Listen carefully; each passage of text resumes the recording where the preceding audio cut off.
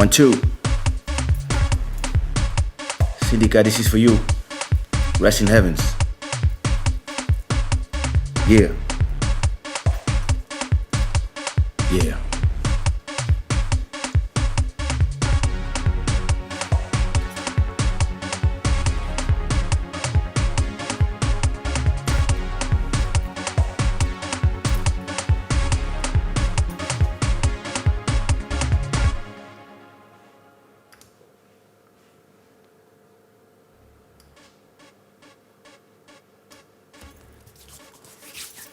What do you do? Welcome to Club Shada, episode number 59.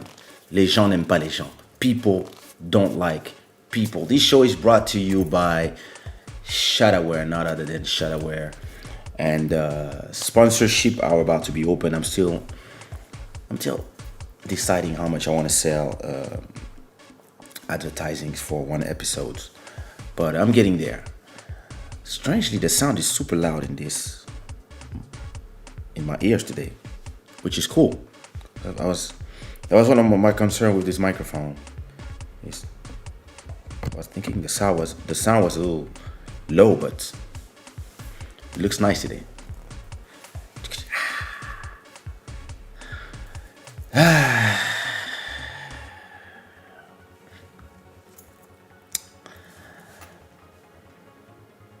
Welcome. It's when you commit to something and you decide that you're gonna do a show, or you're gonna be a leader, or you're gonna whatever, something, right?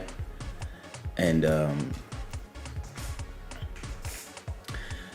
you do it for in the beginning, you arrive when you arrive, you live when you live,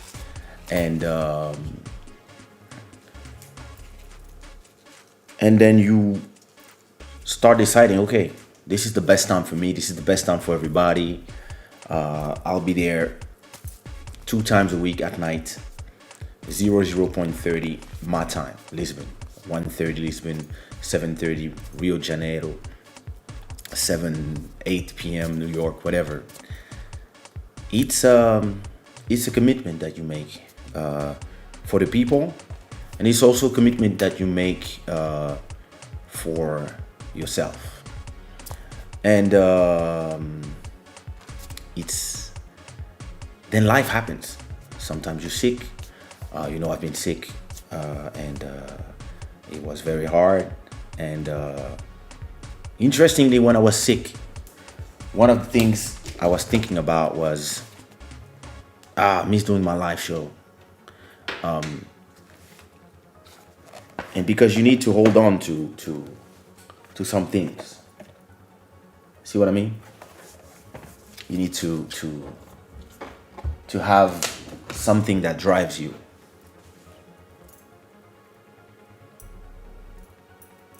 And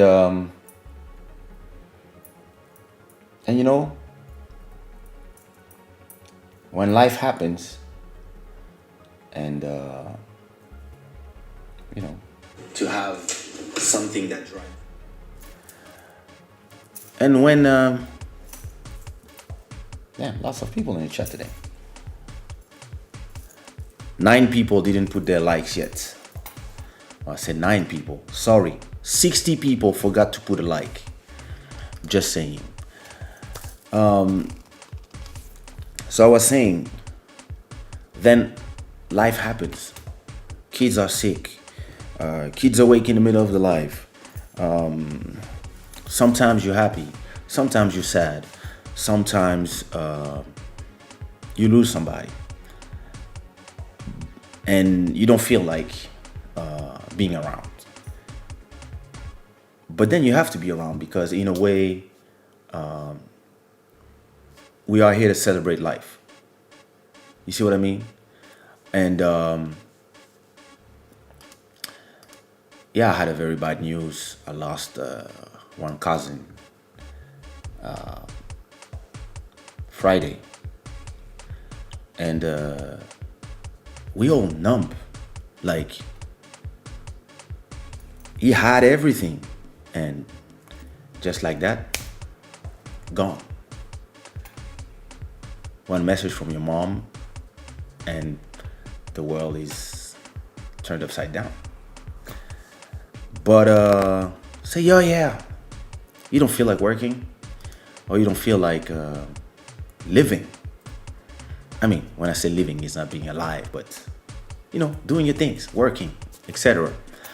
But then you realize that no, for them, you have to continue, and you have to make things happen, and you have to celebrate life, to celebrate their lives, and yeah, have them smiling from heaven. So Sindika, this is for you. Rest in peace. I could have chose something sad, but that's the song that came to mind. So Lil Maro, this song is called Punks. This is from my album Avocado Sweet as Monsieur de Shada.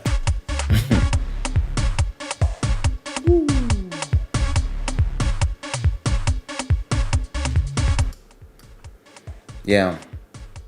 And I mean, when you grow up with somebody and they pass away tragically, I mean, I don't need a reminder that life is on a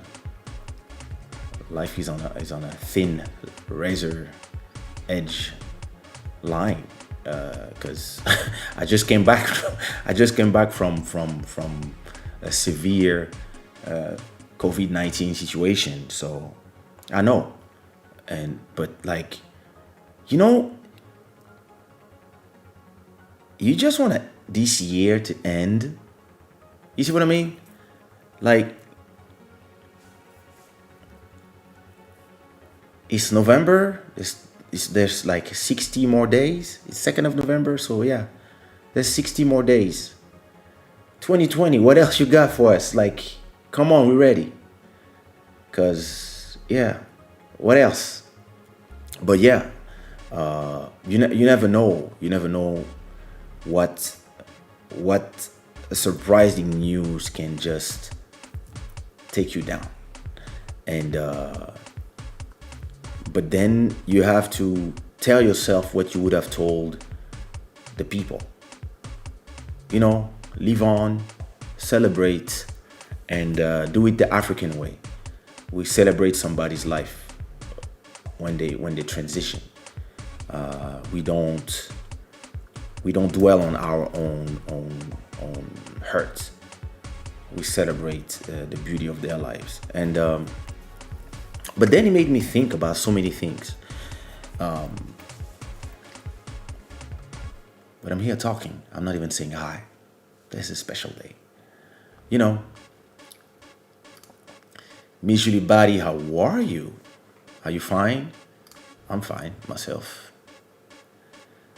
What up, CV Beats? How are you, brother? How you doing? Good evening, Bruno. Good evening, Shada gang. Hello, Heather. So okay, now you are a regular now. I like that. Hey, Isasha, I hope your recovery is doing well. I hope you're feeling fine. Mr. Lamaro, how you doing, bro? So are you gonna fall asleep in the middle of the live, or are you gonna mix while you are watching the live, or what's going on? What you gonna do tonight? Don't worry, we still have to do this conversation. When we're gonna do our conversation together. Actually, we should have done our conversation together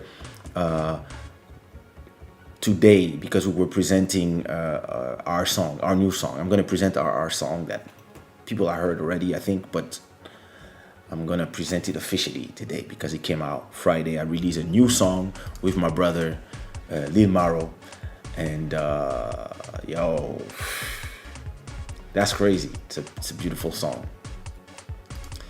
Miss Ellis, how are you, sister? You good? Mwagima, what up? What you do? How you doing? Nadia, how are you? I hope you're good.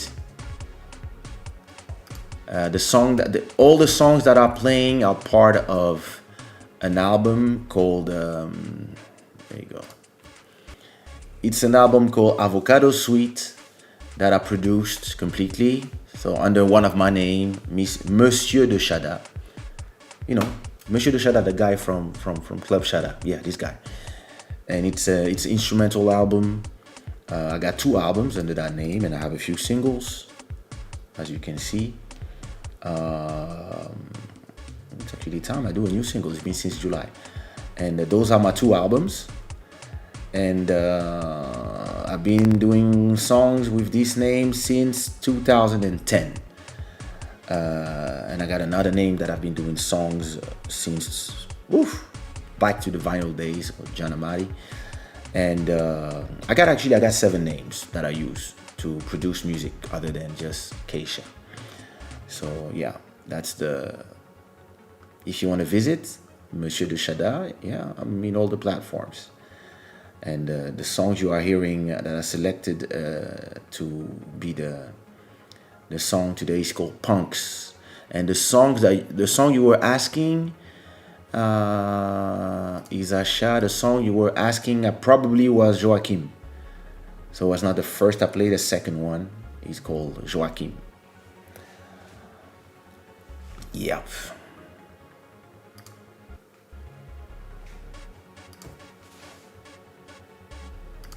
Hey Jay, what up, brother? How are you?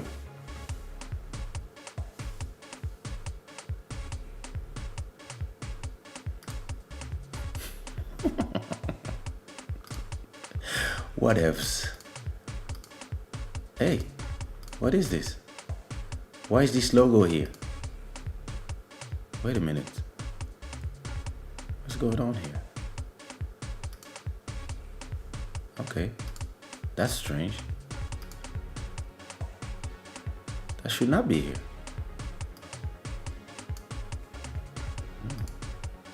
Okay. Main, intro. Fuck is going on?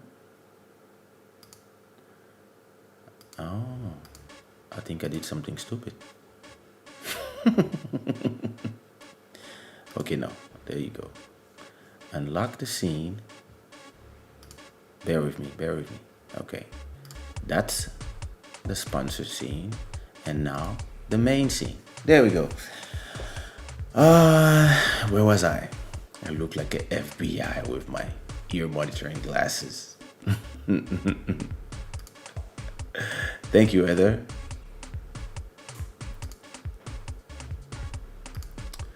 De rien, Blooder.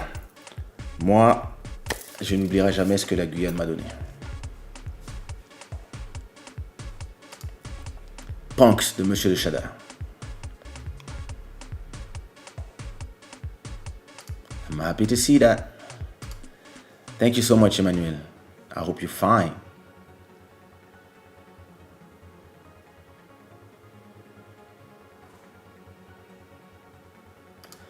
What up, Double XL?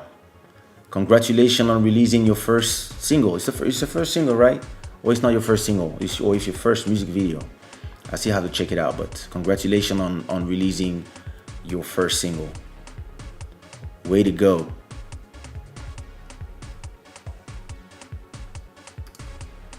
That's the way to do it. Mr. Free Agent. We gotta talk on the phone, bro. Malcolm Beats, you ready? People, be ready, because me and Malcolm Beats, we have a whole EP coming out, 5 songs, just Malcolm Beats and Kaysha. Bangers after bangers after bangers. I recorded the first one yesterday. Last Sun. Thank you so much, Alice. Thank you so much.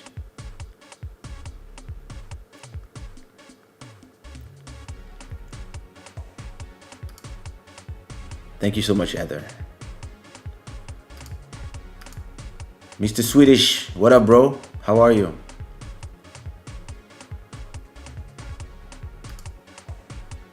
Always be grateful. Always be grateful. Don't you love it when you receive something and it's there in the box and you just keep it in the box? You wash the box. I did this when I received that microphone. When I unboxed it, I already had it like for 2 days. I was like, I'm waiting for the live, and I was just watching it. My wife was like, "Whoa, so you're now opening the box?" I'm like, nah.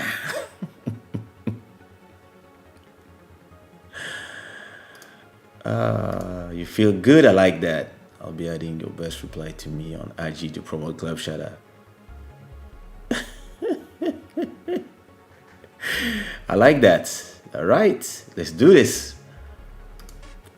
Tatiana from the Club Shada writing camp. How are you, sister?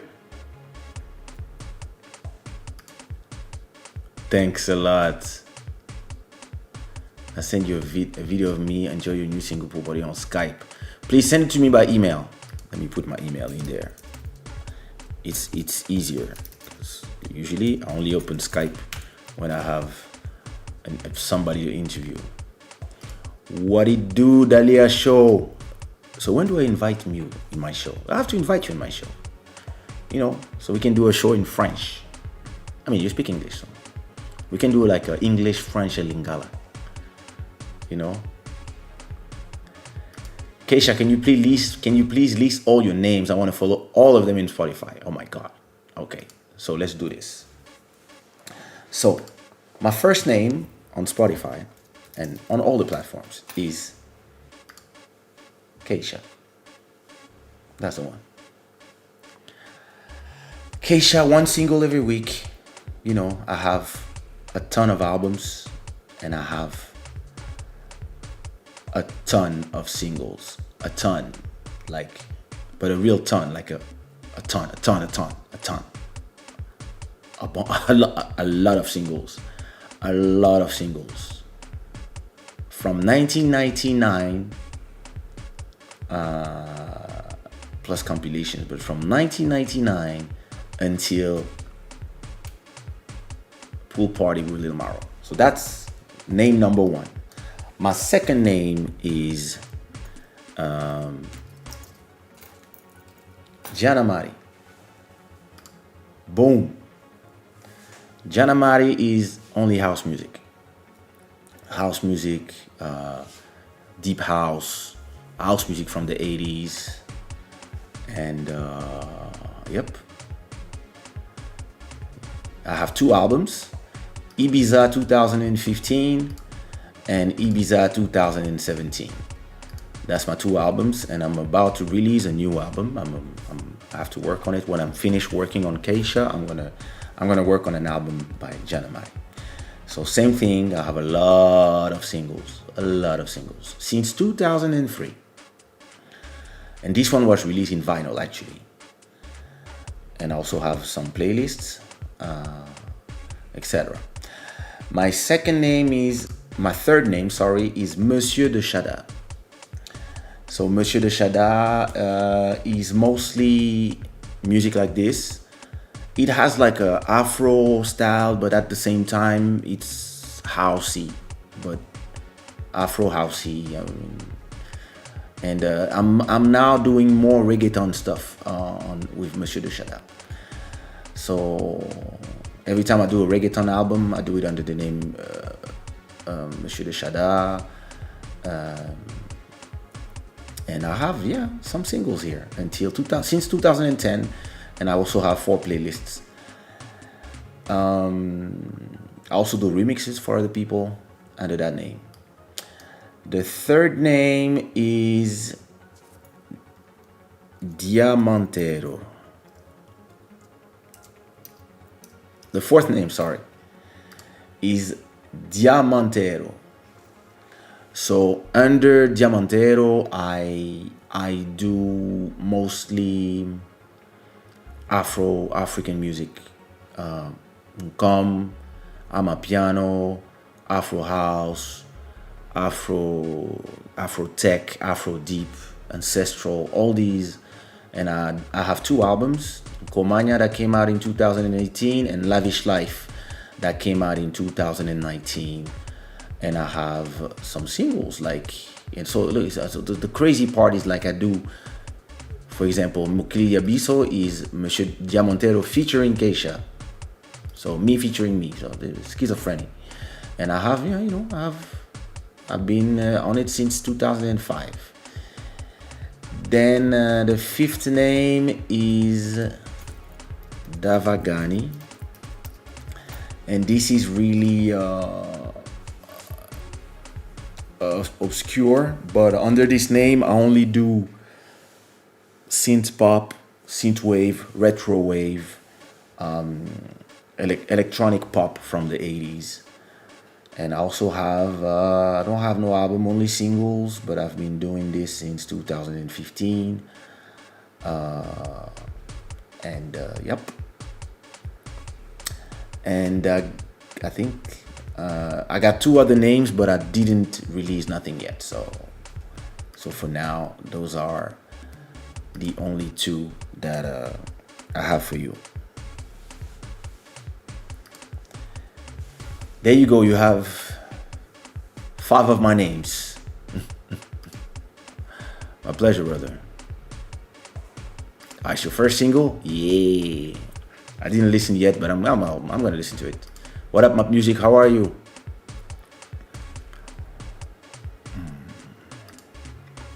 Thank you so much, AJ.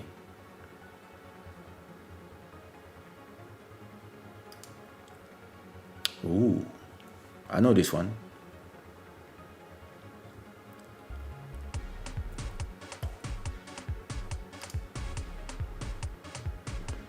You have to add a new name, Mr. Bangers.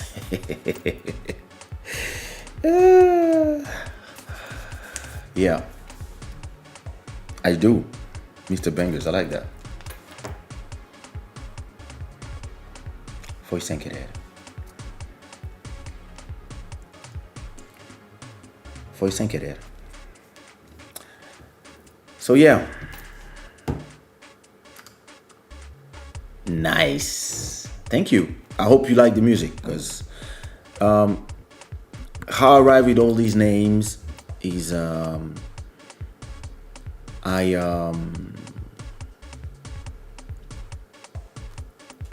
Mikey Moments, comment ça va? What it do? How I arrived with all these names is that I wanted to release everything under the name Kaysha, but when I did my 6th album, and I did one album, one CD was Kaysha and the other was Monsieur de Shada. All the public, they were not in it. There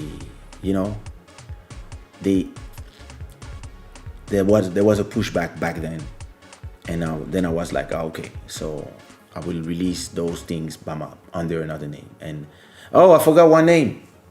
Stupid me. Actually, that was the first one I used, I think. When I was when the first time I stopped making music between 2000 and 2003, I had this name, Angel City 2. So under Angel City 2, I only do hip hop beats and urban kizomba instrumentals, but with a more urban feeling. And I do a lot of experiments under Angel City. So if you remember the single that just came out that we were listening last week, if you were there, this is under the name Angel City. So I forgot this one, Angel City 2, which is also my Skype name. So same thing here. I have 3 albums.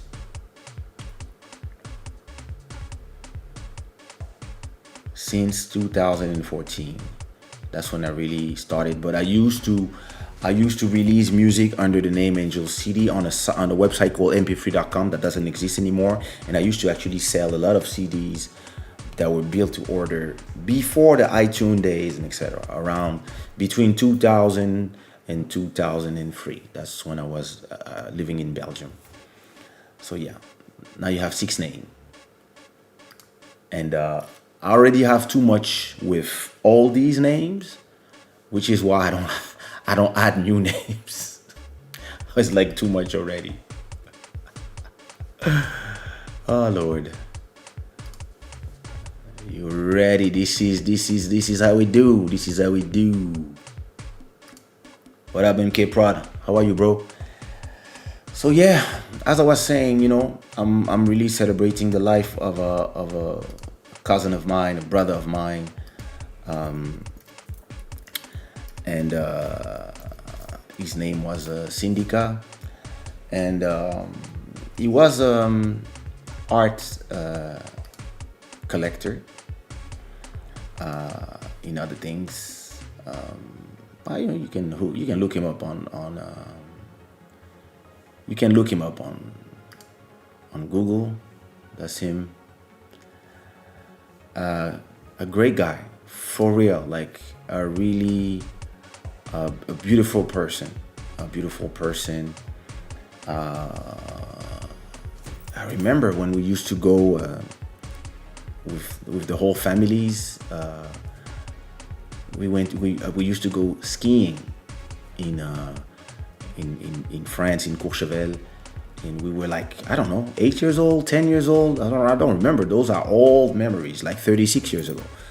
And I remember my sister was obsessed with him. She was like, oh my God, he's so beautiful. And we were like, and then I remember he moved to London. I remember when he introduced me to his wife, actually, 18 years ago. And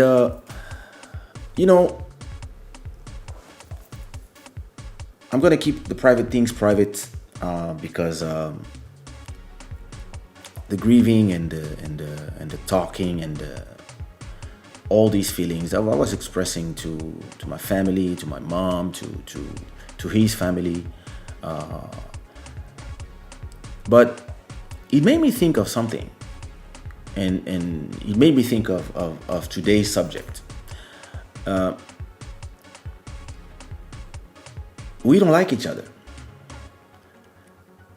us Africans, and people in general. It's he's been in the news for some while now. His wife, and I expressed to her all my sincere condolences. His wife is the richest woman in Africa. She's also the daughter of the ex-president of Angola. And she's a multi-billionaire. And, a lot of people arrive to this earth. I mean, a lot of people, all of us, we arrive to this earth from the decision or indecision or mistake or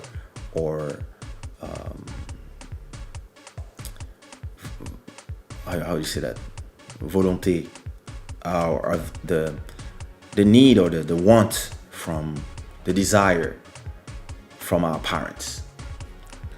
But listen, if your parents are poor and they're in the middle of Mumbai,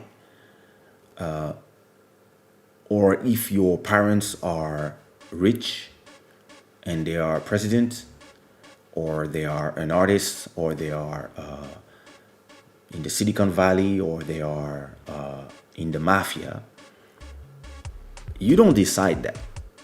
You don't choose who are your parents and who's your family. And this is something, oh yes, the wheel, thank you. Since I had COVID, I think I need to read a lot of books and stuff, because I'm having a lot of words that I find in other languages, but I don't find them in some. Maybe it's a polyglot thing. And you don't decide who's going to be your dad and who's going to be your mom. Your mom can be a model. She can be a porn star. She can be the president of a country. She can be fat, white, black, skinny. She can be Congolese, or she can be Angolan, or she can be Chinese, or she can be Swedish. It's not your decision as a kid, right? And I was born from rich parents, and I've suffered I cannot say the bullying because that's too much as a word, but I I know what it feels to have people treat you differently because you have money. Well, actually, you don't have money because your parents have money. And I know what it is to do thousands of interviews when the first thing people ask you is, yeah, but you grew up in the suburbs. You grew up in the good neighborhoods of Paris. You grew up dans le 16e. You always lived in big houses. Your parents are rich. Do you deserve the success? And you're like, do you think? So my answer to these interviews is always the same. Do you believe in God? And most times people say yes. I said, okay, so do you believe that God gives? And they're like, yes. And I say, so do you believe that God gives talent, inspiration, feelings, and the desire to express themselves only to poor people? No, that's not what I meant. No, you are telling me that if somebody is born with a silver spoon or a golden spoon in their mouth, they don't have the right to sing. This is what you are telling me. No, that's not what I meant. I said, so what did you mean? Okay, let's go to the next question. No, go ahead. Explain to me what you mean.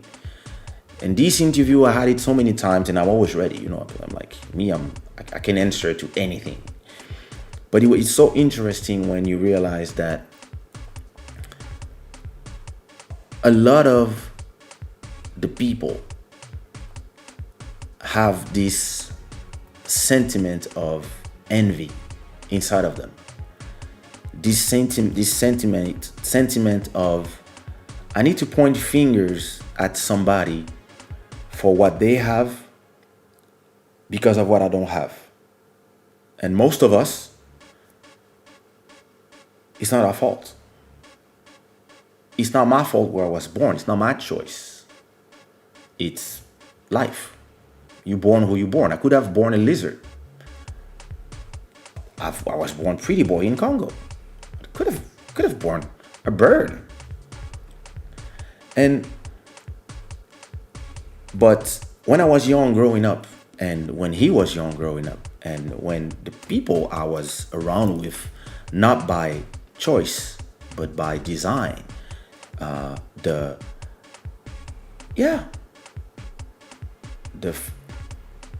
favored Congolese generation, Mobutu kids, we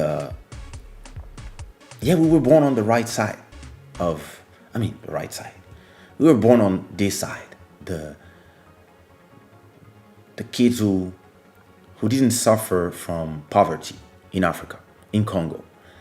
And this is not our choice. Some of us that I grew up with as well, some of them are not here anymore. And some of them were the direct children of Mobutu.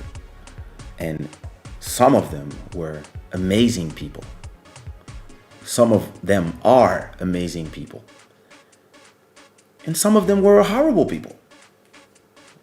This is life. It's not a question of having money and having a lot of servants and having everything you want and knowing that you have more rights than other people. That's going to make you a bad person or a good person.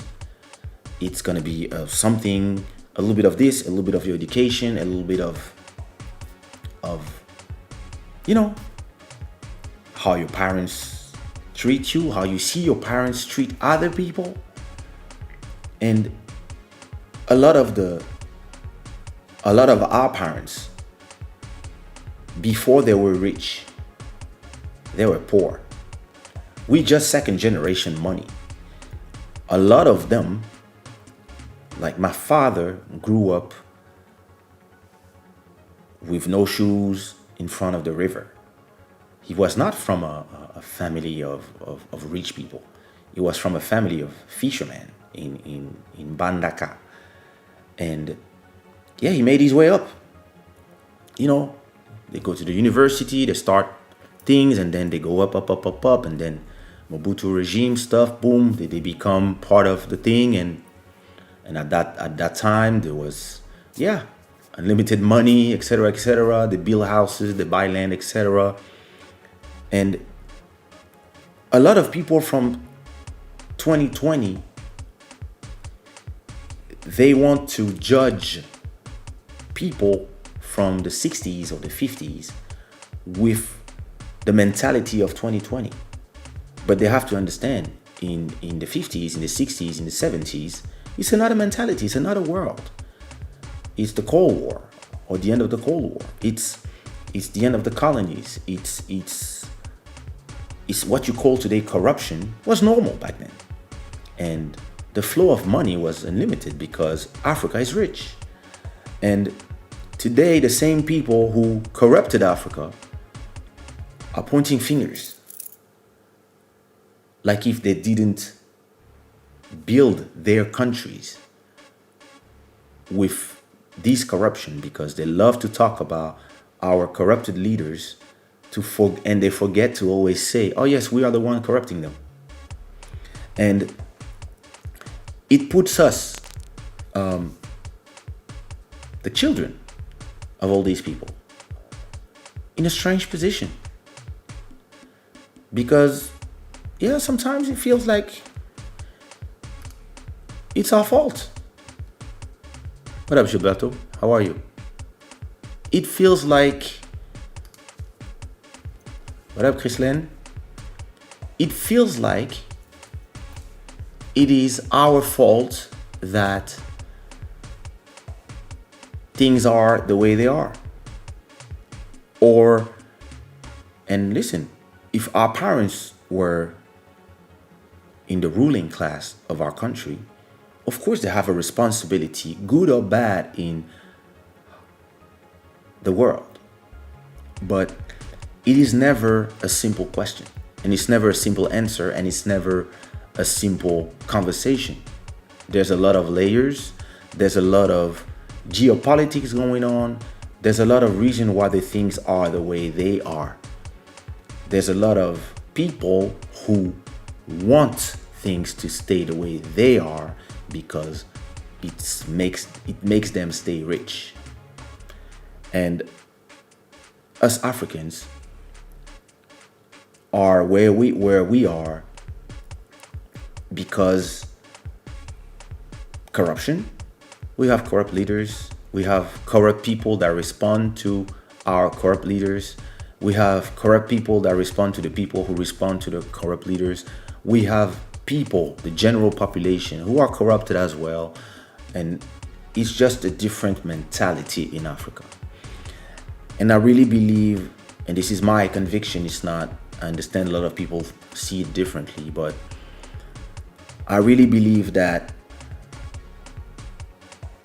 transforming Africa in France and having all the rules that work with France, it doesn't work for us. Like democracy, all these things, that was built by the Greek for the Greek. Even the French have a different democracy. The US has a completely different way of dealing. Like laws are different, and people love, especially people from these countries like France, are super arrogant because they believe that wherever they see the world and laws and societies, they believe that their society is so much better than everybody else that everybody should be like them. Meaning, in Africa, for you to become a great nation, you need to have a president, a prime minister, and etc., etc. And forget that you used to be tribes, and forget the way your the way you used to work thousands of years before our countries even exist. And forgetting that we had kingdoms and etc. And at the same time, they do movies like Wakanda Forever, where they portray us as a kingdom. And we all hear, yeah, Wakanda Forever. So, do you want democracy or do you want a kingdom? Because Wakanda Forever is nothing like democracy. It's like from father to son. You just like, boom. Your father die, you're the next ruler. And it's a real, you see, there's a real question to be had here. But I mean, that's not the subject of today. The subject of today is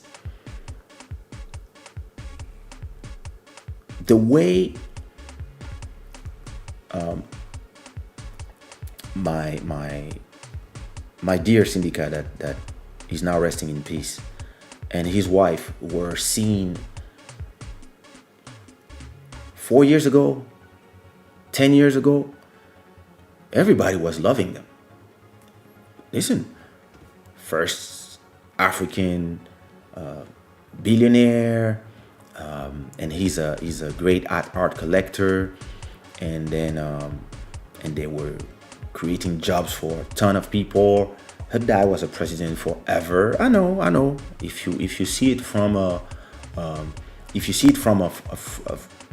European point of view or an American point of view, yeah, you should be a president for a certain number of time and then move on. But this is the views from the Occident and the things that they are trying to sell us, and at the same time, they are doing everything so that the people that are in place stay in place, because as long as they stay in place, the contracts and the way they can extract our minerals stay the same. So there's always when you're smart enough and you educate yourself enough in geopolitics, you understand that because it's one world, there's a balance. If you stay poor, I'm rich. If you become too rich, I become poor. And the people who are rich, they want to become poor. Listen, I live in a great neighborhood, and if tomorrow somebody tells me, yeah, listen, you're gonna have to give your apartment and for a month because we have to do a switch, and all the poor people from the ghetto will come, they will live in your house, and you leave everything, the computers and everything. They're gonna live here for a month, and you all of you go live in the ghetto so that people understand the life of whatever, and we switch. I'll be like, hell no, fucker. No. It's like, nobody come live in my place. You see what I mean? And it's normal. And I understand the point of view of the Europeans. I understand the point of view of the Americans. We want to stay the winners because we write the history. We say who's good, who's bad. We say who's a resistant, and we say who's a terrorist. And they've been doing this for almost 100 years. And their goal is to stay rich. Why? Because they have populations in their countries who would be angry if they could not pay for Social Security, for electricity cheap, for oil cheap, for diamonds to put in their ears, for gold to do their rings and their pendants, for coltan, bauxite, etc., copper, all these wood in Ivory Coast, coltan in Congo, to make all the computers, all these things. They need it to stay rich. But the problem is, all these things are in Africa and in other countries, but they're not in France. They're not in the UK. They're not in Belgium. So how come you rich and we poor? And if you ask them, they will tell you, oh, it's because your leaders are corrupt. Oh, who's corrupting them? No, they're just corrupt. Huh? But in the corruption, there's two people. The corruptor and... how does it work? No. Listen. Your leaders are corrupt. You need democracy. You need democracy and you need help. Our army is coming. What? Yeah. Don't worry. Oh, here's your new president. Boom.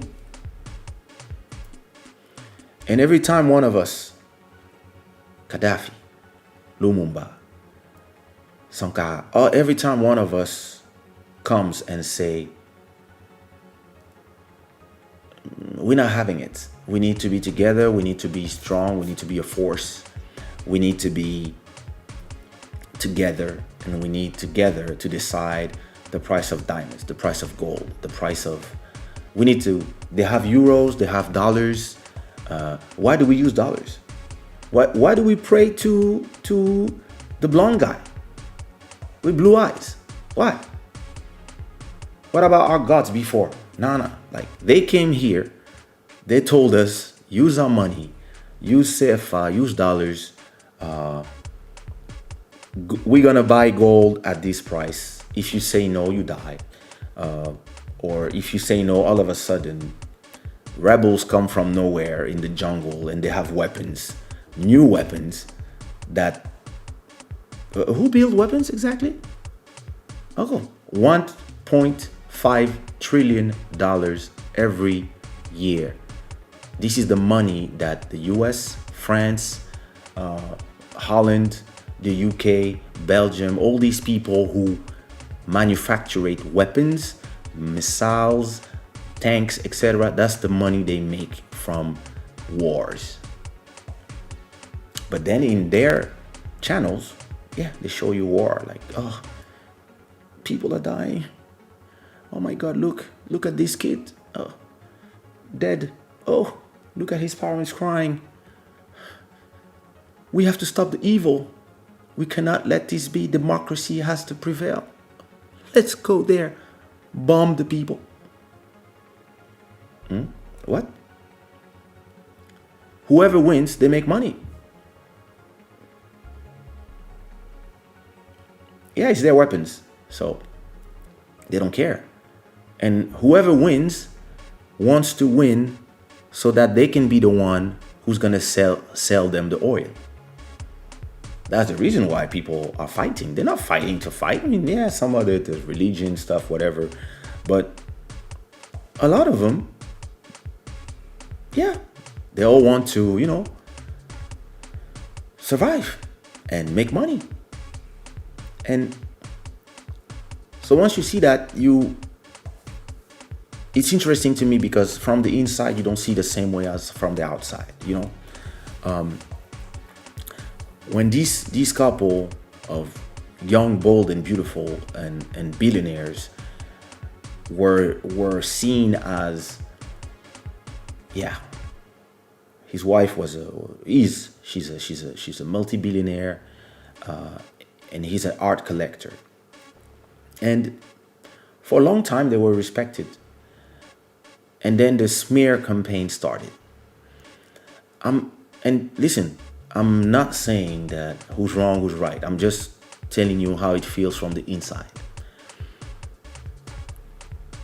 A few years ago, there was the Luanda leaks. So this is interesting that there's always a leak of something. And last episode I was talking to you about hashtags, and this is again the power of the hashtags. If tomorrow you say, the Kinshasa leaks, right? And you say, Kaysha's father had his money like this back in the 70s, back then, and this is his empire, and and his son Kaysha completely benefited from this, and and do you know that he used to live here and there? This is Kaysha as a kid in China, etc., etc. All of a sudden, now that you're associated with the Kinshasa leaks or the Congo leaks, then you're gonna have a lot of people that will hate you and forget the amount of work that you have put in your life, the amount of sacrifice that you're a rich kid. You're a rich kid who could have just decided to follow your dad, become a politician, or ask for your dad for $1 million and say, hey, listen, I want to build whatever, so can I have that money? And back then you could just call my uncle, who was the no, my mother's father-in-law was the director of the central bank, or Sindika's dad was a big banker as well. I think he was the head of central bank. I'm not sure. Don't quote me on something stupid, but we could call our dads at that time and say, yeah, dad, listen, I need 200,000 to build a building, or to do, like, this is what you are. When you are part of that, you can decide, right? But we didn't. Personally, I decided that I want to make music. My father didn't want me to make music, but I decided to want to make music. I went to Cayenne, Guyane. I stayed there for a whole year. I lived there. I slept on floors.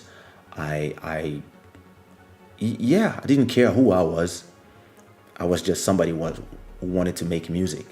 I went to a small studio at Route de Montabo, not far from the Montjoly, and I started recording my album.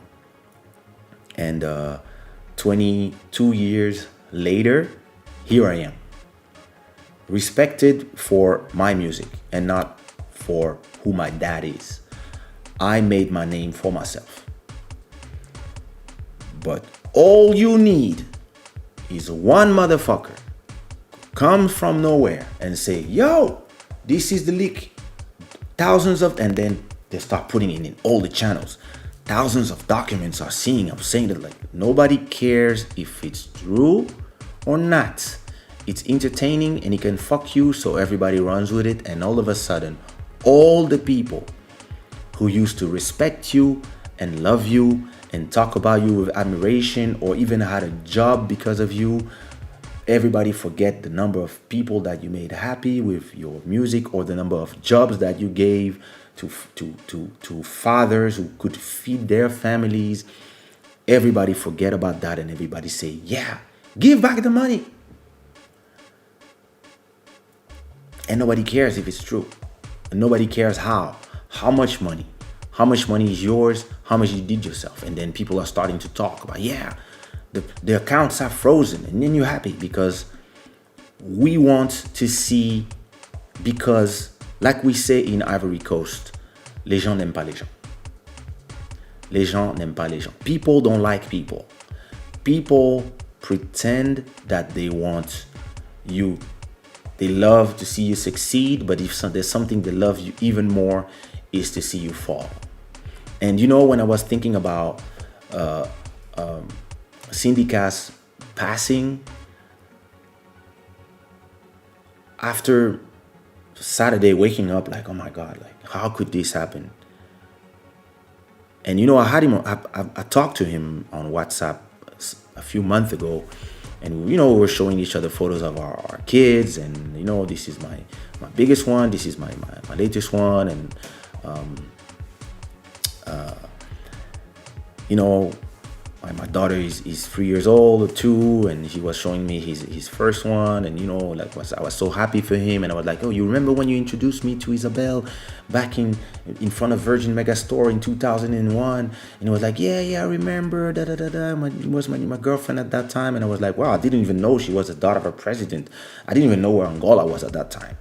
And you know, we were just having this chit chat, and he was like, hey, listen, when you pass to London, next time let me know, so we can have dinner or something, pass by the house, and I really want to show you what I'm doing with art and etc. And all of a sudden, all this shit started.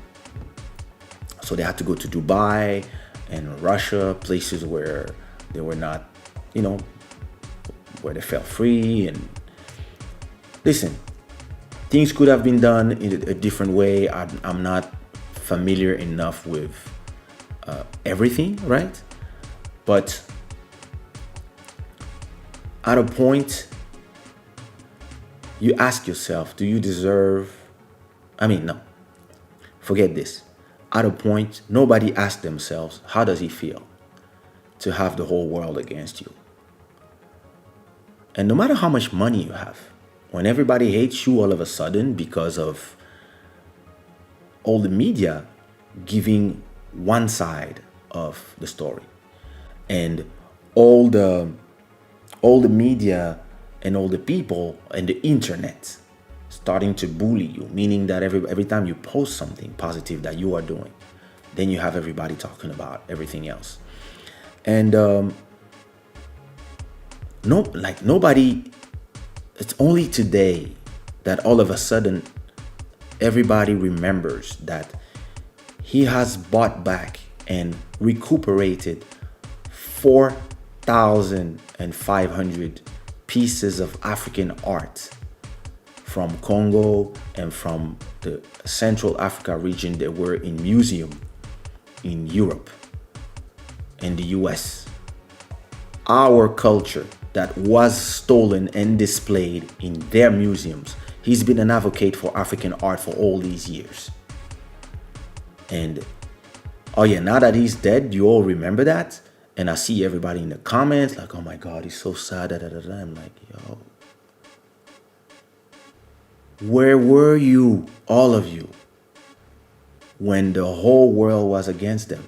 You were part of the mob throwing rocks. And it's never black, it's never white. It's always a shade of gray. But I really hope that all the people who are in the comments today giving her sincere apologies or not, sincere condolences or not, and who are here saying, oh my God, he was a great man, da da da da da da da da. I hope that everybody will shield her like one man. Us, the African people, will start shielding our people. Because I'm going to tell you one thing. You know, they built a tribunal in Holland, in Den Haag, which is the international tribunal of war crimes, etc. The only people who they judge are Russians and African leaders. What about all the shit that these people do when they go to our country and they bomb people, they rape people, they smuggle drugs? What about this? Isn't that why your tribunal is international tribunal, or it's more something that you use to put Bagbo away from Ivory Coast, Bemba away from Congo when you need, and then you release them when it's okay? Because the same tribunal, now that is an African lady at the helm, she said, "Oh, listen, I want to check. I want to convoke the generals for what the American soldiers did in Afghanistan. There's been a lot of drug trade going on there, and there's been a lot of there's been some village and some people that have been killed, and yeah, we want you at the stand." You know what the Americans said? We're not going nowhere. Hey. We don't. Yeah, we are the Americans. We are higher than your tribunal. Oh, but when it's Africans, look at us. We give them our people. And I want to come to something that are higher than the whole situation. And I don't want to go too political, but it's important that we teach ourselves. We have to protect our own people the same way they protect their own people, the same way the Jews protect their own people, and if they have the fault, they deal about it between themselves, and if you're wrong, yeah, the law. But if somebody comes and just start doing a campaign about somebody, those people can defend themselves. I mean, They're starting to feel it with the Me Too movement, because look at the Me Too movement. A lot of people were accused of things, and now we're starting to see that, well, some of the things were not true. But it's too late. You lost your job, you lost your money, your wife divorced, and then all of a sudden, yeah, the law says, well, actually, you are not, and the court of public opinion is easy to sway. All you need to do is control the media. And what I really need today is that we start protecting our heroes, that we don't wait for our heroes to be dead to start praising them and giving them flowers. We have to protect our heroes at all costs. They are not perfect. They are not, and I'm not saying let's protect everybody even when they are not honest. I'm saying if somebody tells me that my hero is not honest, I want to see the proof before I start believing in what you say, because it's in your TV that serves you. And what I learned from philosophy is you have the thesis, but you have the antithesis first, second, and third, you have the conclusion. And a lot of people, they listen to one side, and because they're happy, because, oh yeah, you too rich. Yeah, fuck you, rich guy. Bam, bam, bam. Because inside of all of us, there's envy, there's greed, there's the want to blame the one who have for the one who don't have. But a lot of people, they became what they are because they work hard. A lot of us, we didn't decide how we were about to be born, and we were just born. And then we had access to things. Listen, I didn't make my career as an artist with my father's money, but being at the best schools, learning to speak free language at age 12, going to Sorbonne, and learning the graphic design and stuff in the best schools, and being in an environment where I could live in a great apartment. I remember Will used to come and pick me up in this apartment. This is something that my father is part of. And like my mama always tells me, your father grew up with nothing, and his obsession has always been that his children grow up having everything, but at the same time with values. And a lot of these people are my father, his generation. They're all new rich because they just came out of colonies. And even if they became rich, they were not rich before. So a lot of them, including our ex-presidents, a lot of them, yeah, it blew up their head because too much money. Yeah, what do you think? You're a millionaire at 30 years old. Some will become, some will keep thinking about the country, and others, yeah, some people will say, you want more millions? And they will be corrupted. Or they will have so much money that they will start going crazy and not wanting to leave power. Power and money corrupts. Power, money, the respect of others, it corrupts you. Unless you have the education that I have. But a lot of these people, I'm not trying to forgive them for whatever, but a lot of these people that you call dictators, they come from being poor or being soldiers, and all of a sudden they have ultimate power. And some of them, yeah, they get distracted, corrupted, they don't want to leave the power because they don't want to leave what they didn't have and now they have, or they don't want to give it to their ex-enemies or whatever. This is politics. This is ruthless. And the way they present it to the world is too simplistic. And what counts is when you are the kid, and now I'm speaking for me, and I'm speaking for my dear Sindika, I'm speaking for Isabel dos Santos, I'm speaking for all the children of rich people of politicians, of etc., that I met in my life, because we all grew up in the same circles. What counts is not what you have, is what you're gonna do with it, how you're gonna behave with it, what are you gonna build, are you what and not everybody is forced to do the right thing, if I can say. You can just enjoy your life, and as long as you respect other people. But some people want to build. Some people, like I said, if you are born with a million, and at the end of your life you still have the million that your father gave you and you pass it on, well, you didn't do a lot of things. Now, if you're born with a million and you transform it into a billion, it means you have worked.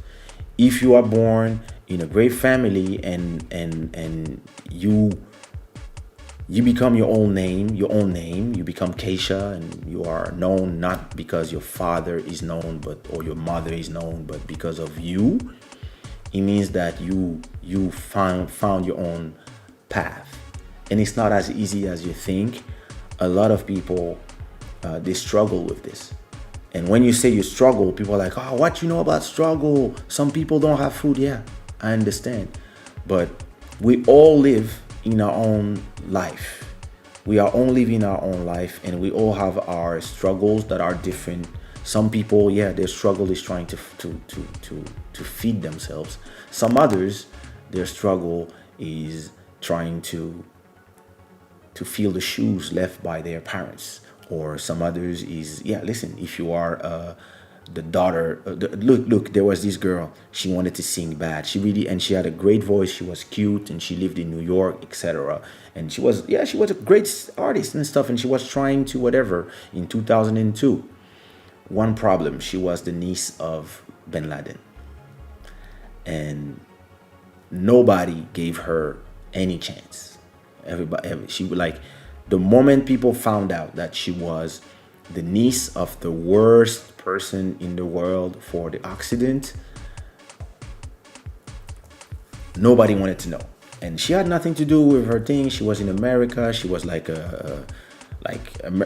thinking like an American. She arrived there young and etc.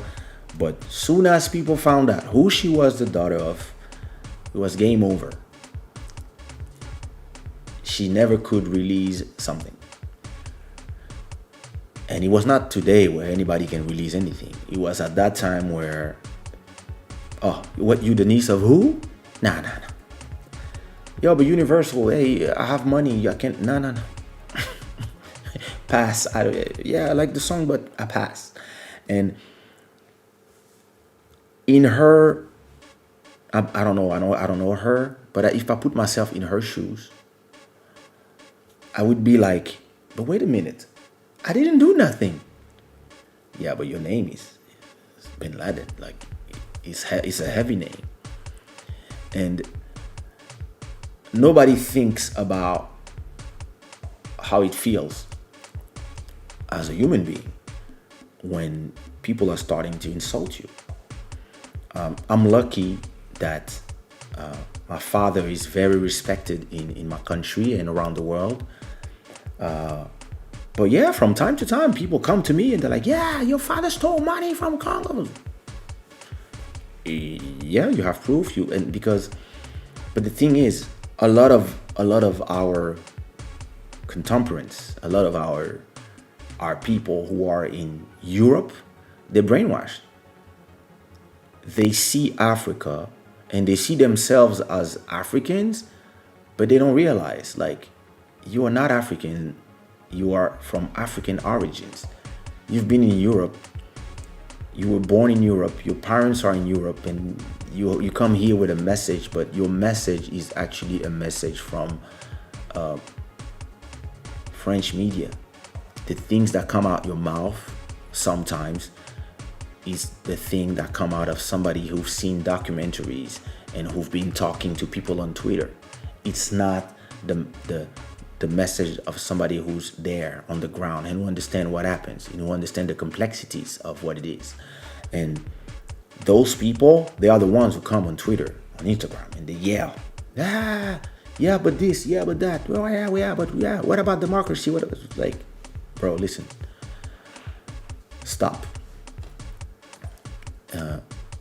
Go there, document yourself, learn, understand the history, go back to the 40s, go back to the World War, go back to the colonization, go back to all this, understand what the Europeans left and how, understand how they did everything to stay in power and who they helped go there and what kind of contract they had. You know, what kind of contract they had with them to hold them by the balls. And yeah, how a lot of people, yeah, got corrupted, of course. But who corrupted them and why? And why the same people who corrupted them are the same people who are always doing campaign and telling you, point fingers at these people, and then at the same time, the same people are pushing new people, and the same people who corrupted the old people are selling weapons to the future new people, and they're already doing deals. And you will understand the world, because in the world, in the same planet, you have the poor people with all the resources and the rich people with no resources. But strangely, the rich people have their armies all around the world to protect the others.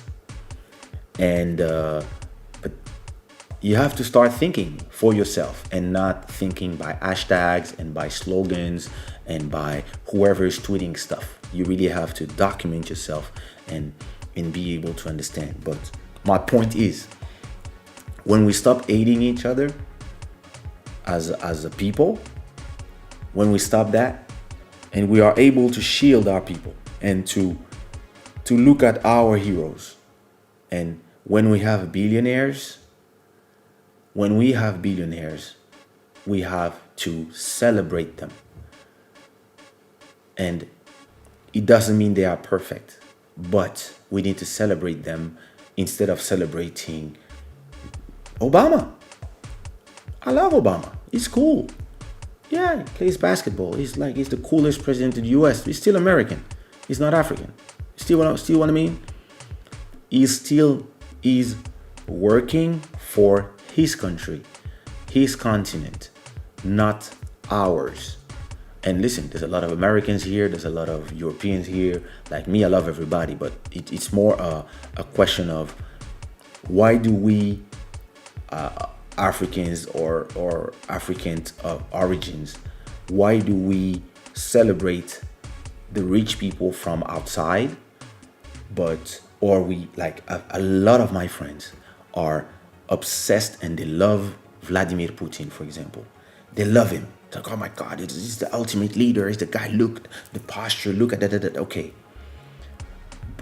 But what about ours? So why don't we celebrate Mobutu? Why don't we celebrate all our tyrants and dictators? Why not? And because we live in a world where we've been taught all these years, those are dictators. Those are l'homme fort. But look who's telling you who's who. That's what's the most important.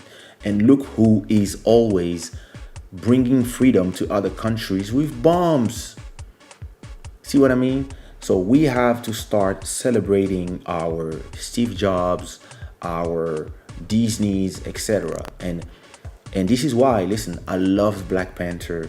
I love the idea of the Marvel finally doing a movie when they paint Africa a certain way and etc. But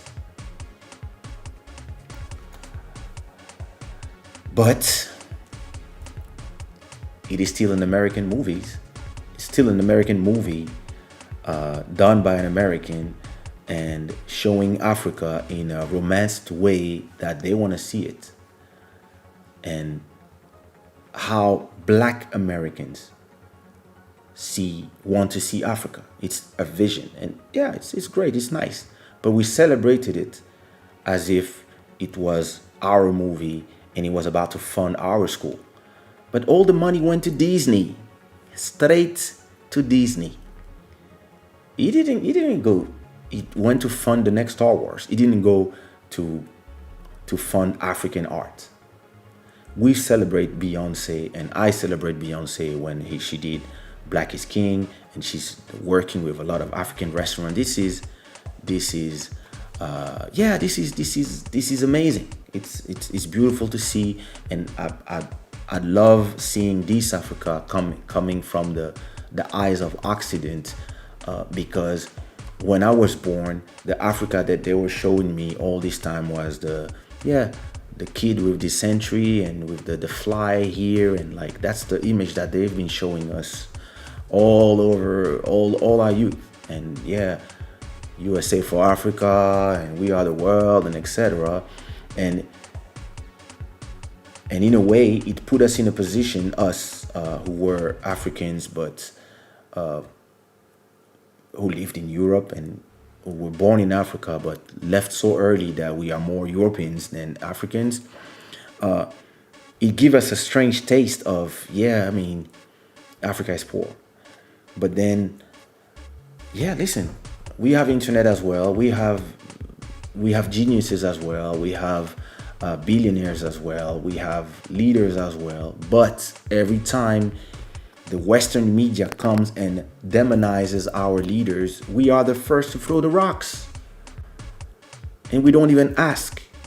We're just happy that some of us who are winning lose. And I believe that it's time that we deal with our affairs by ourselves. And if some of us have to respond to the law and etc., but it has to be between us, like they do when it's them. You see what I mean? And what you mean? Of course I'm live. And you see what I mean? It's really this thing where we need to second ask. Look, we need to not just see a message and run with it. We need to defend ourselves, and we need to understand that every time there's a message, every time there's a campaign, every time there's something, there's always something behind it. There's always something. You see what I mean? Well, welcome. Happy to have you on time this time. And it's really a thing where I believe that we have to stop not liking each other and learning to be a shield. Only then Africa will be able to defend itself, because I believe that Africa has been plundered for hundreds of years by the same people from outside, because this is where the diamonds, the gold, the coltan, the bauxite, all this is where the resources are. And listen, it's the same thing for the Indians, it's the same thing for Asia, but they manage to protect themselves. You see what I mean? What up, La Nouvelle-Calédonie? And it's really something that I felt for a long time. Maybe I feel like it as well because it's people that I'm close with, right? And you hate seeing this happen to these people, but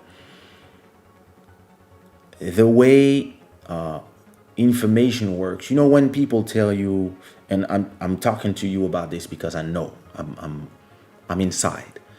When they start telling you, oh, their accounts are frozen and blah blah blah blah blah, a lot of time it's not true. A lot of time there's no account frozen, but a lot of time all this is part of a campaign, and a lot of time these coincide with you running into politics. And my cousin was about to start doing politics, and he was starting to, be a little more aggressive about what he wanted for Congo. And all of a sudden, the rain of attack started. And I don't know what Isabel was planning, if she wanted to go in politics. I don't know enough about Angolan affairs to come and comment. But when I talk to some of members of her family, it's heavy for them. It's heavy to be in the news all the time, and it's heavy to have your kids, especially the ones who are old enough to understand, to open the internet and to see their names thrown in the mud all the time. It's hard for our kids as well to hear things that are said about your parents. My son is 17. He's about to be 18 in 2 months. And yeah, he has the internet.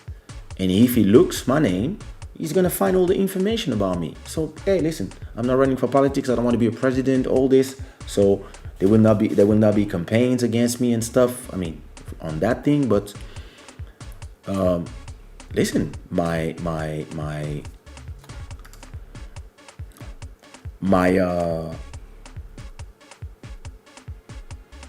I remember the story I told you, like when people were saying that I got killed and that somebody shot me in Kinshasa when I was actually in Gabon. From the moment that the rumors started and exploded on the internet 10 years ago, and the moment that people could have me on the phone, because my phone was charging, and I left my phone in somebody's room, because I was in somebody's house, and I let my phone to charge. So all this time people were running around, and because the rumors started from everywhere, and people were like, yo, Kaysha got killed in Kinshasa, and like, that must be bullshit. He's actually in Gabon. That's the first thing my manager said. But then my friends from Organize call her because they received a rumor from somewhere else, and they were like, yo, hey, did you talk to Kaysha? Is he all right? And all of a sudden people are, and now people are trying to talk to my mom because, and by the time, and my phone is off because I have no battery and my phone is charging, and I'm in Gabon anyway, and this is before we all had internet everywhere. So at that time, I'm completely unreachable until I go back to the hotel and get to the Wi-Fi. And everybody's ringing my phone because people is saying that I've been shot in Kinshasa. And everybody's going crazy. And only when I turn on my phone and I see that I got tons of messages coming from outside, I'm like, oh, okay, let me call my manager in roaming, and even call my mom, because everybody's calling me. So what's going on? What happened? I've been through 2 wars in Congo. So when the phone rings at strange times, or when my family people call me too many times, I'm stressed. I'm like, yo, what's going on? Yo, oh my God, thank God I'm hearing your voice. I'm like, what's wrong? Say, people say you died. Huh? What you mean? Yeah, people say you got shot in Kinshasa. I'm in Libreville. And so it was funny to hear. I was laughing, but then I called my mom, and my mom was like, I was starting to worry because people were saying I was starting to hear stuff about you, stuff in Kinshasa, but I know you're not in Kinshasa. So I was like, yeah, listen, I'm hearing strange stuff, but hey, I'm fine. I'm in my hotel. I'm in Libreville. If anybody calls you, tell them you just got me. But that was a time before the Instagrams, before the Twitters, before all this. That was in 2001. Imagine if this shit was yesterday. It means that, let's say my phone is off, people are saying I got killed, and now my son is on the internet, and his mom is now calling my wife, and everybody's going crazy and nobody can talk to me because I'm not available. And then people go crazy. And so how does your family feel? People don't care about that. People just care about their little tweets and their hashtags and their slogans. They forget that the people you talk about have families, have children, have parents. And these can affect them. And when my mom called me Friday night, and she told me, hey, did you hear about Sindika's passing? I was like, huh? Yeah, in Dubai stuff. I was like, Nah, mom, it must be rumors. But my mom, when she tells me something, usually my mom knows. She probably talked to a president or somebody. And so she tells me this. And as I'm telling her, nah, mom, listen, people talk, especially if it's in Dubai. I don't think. At the same time that I'm telling my mom no, I'm seeing 3 messages from one of my cousin who is directly tied to the actual presidency of Congo. Another one of my cousin who's actually tied to the secret services, and another one of my good friends that is tied to the CIA. And they're all sending me the same message. Hey, have you heard the news? And I'm like, oh shit. And yeah, then I spoke to his brother, I spoke to his brother-in-law, and I was like, oh. When I start receiving the message, and then I start calling people and people were crying, I was like, oh no, it's not a rumor. But well, and this is why we gotta celebrate. This is for you, brother.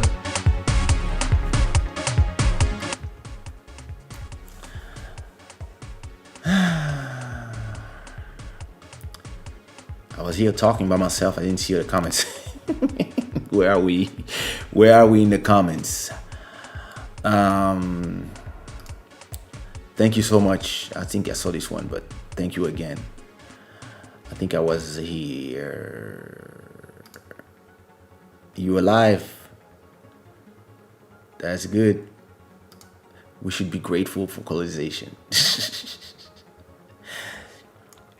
Me, I love to see things always from 2 points of view. The mine and the other people on the other side. Or you brought roads. Yeah, we would have invented roads by ourselves at a point. But thanks for the roads. But did you bring the roads for us to walk on, or for you to put your trucks with our minerals? And you have to see, the points of views. And at the same time, these are other times. It was a time where, everybody was in conquest. Look, we all here and we all celebrate the Roman Empire, and we look at the Alexander the Great and how they unified, etc., etc., etc. And we see it as, wow. But this is the story of the world. Like, people have empire and they want their empire to be bigger because they believe that they are the righteous ones and God sent them, and they believe that they want to unify the people and save the barbarians. And that's exactly how the Americans are telling their stories to the world. The Western, the cowboys, and the Indians. Like, you guys came in somebody else's land and you did a genocide. And you killed all the Indians. And now you're here telling people, go back to where you come from. Why you don't go back to where you come from? Go back to Ireland. Go back to France. Go back to Germany. Go back to Europe. America, like, listen. There's a reason why, I don't have a sushi roll, but there's a reason why the Sushiro logo and one of the Sushiro motto is, I'm an Indian, fuck Americans. Because,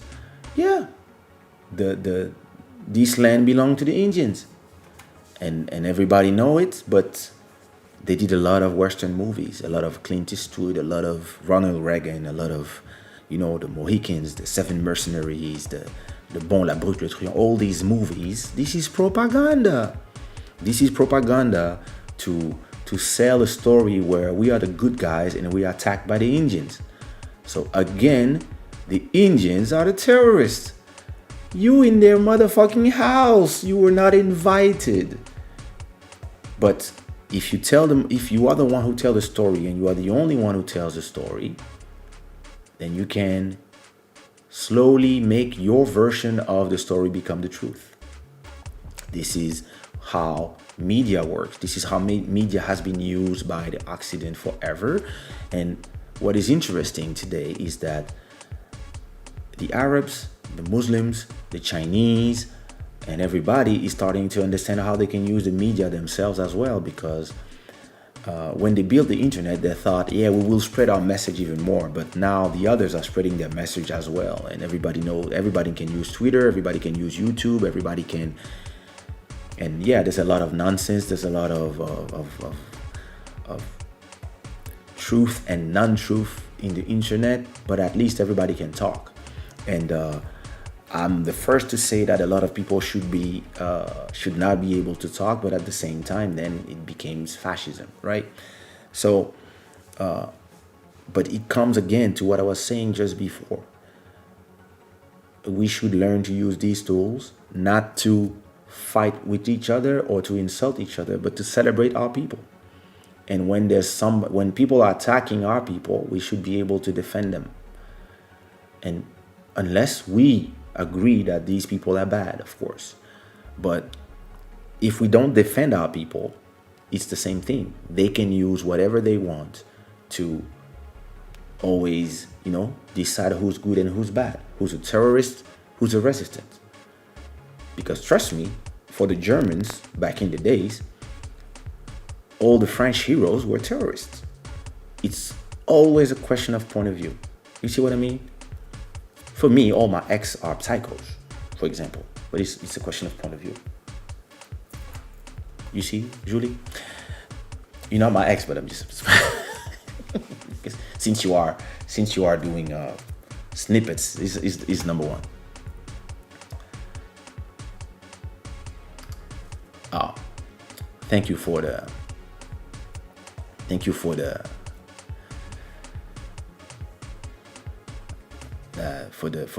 information. Exactly.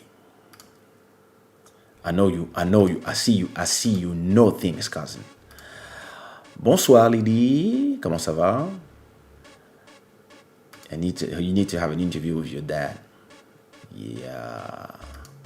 One of the great minded intelligence agency. Yeah, people don't even know that my dad actually is one of the person who kind of started the Congolese CIA, if I can say. But yeah, this thing is here. Like, I have so much respect with my dad that sometimes there's like a pudeur. I'm scared to ask some stuff like that, but I do agree. I would love to have a conversation with him and film it. That would be amazing. And next time I go to Kinshasa, I'll set it up.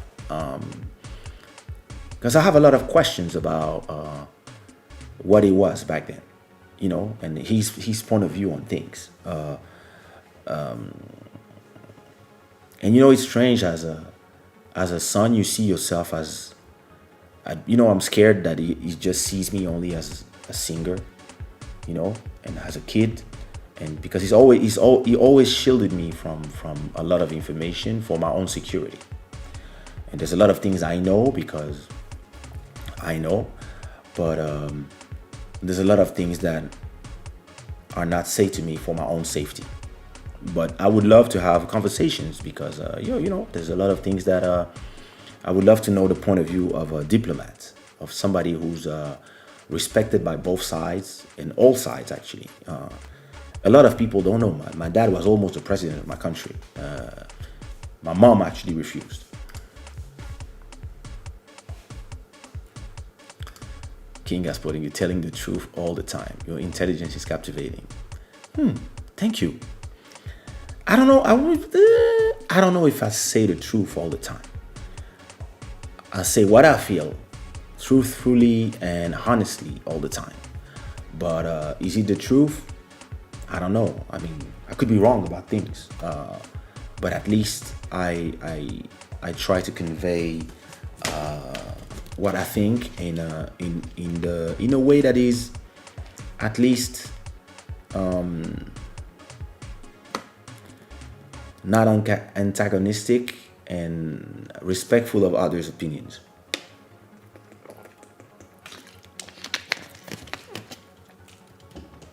Because we're in a world where People want to make you believe that everybody that feel different than you and have another opinion than yours are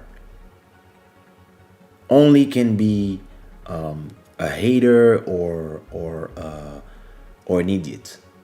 I don't believe that. I don't believe that all the people who vote for Trump are idiots.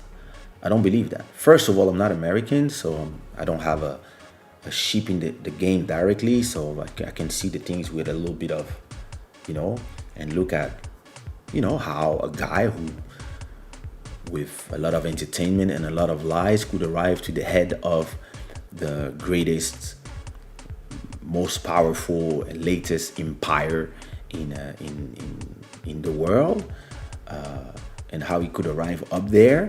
And he says a lot to me about Americans. He says a lot to me about Americans, American politics and stuff. But listen, you have to listen to what he says, how he says it, and try to understand how he got there.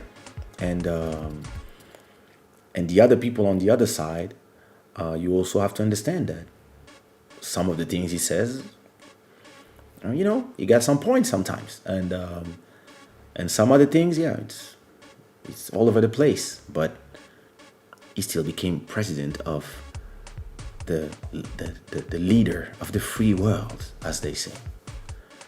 Lol.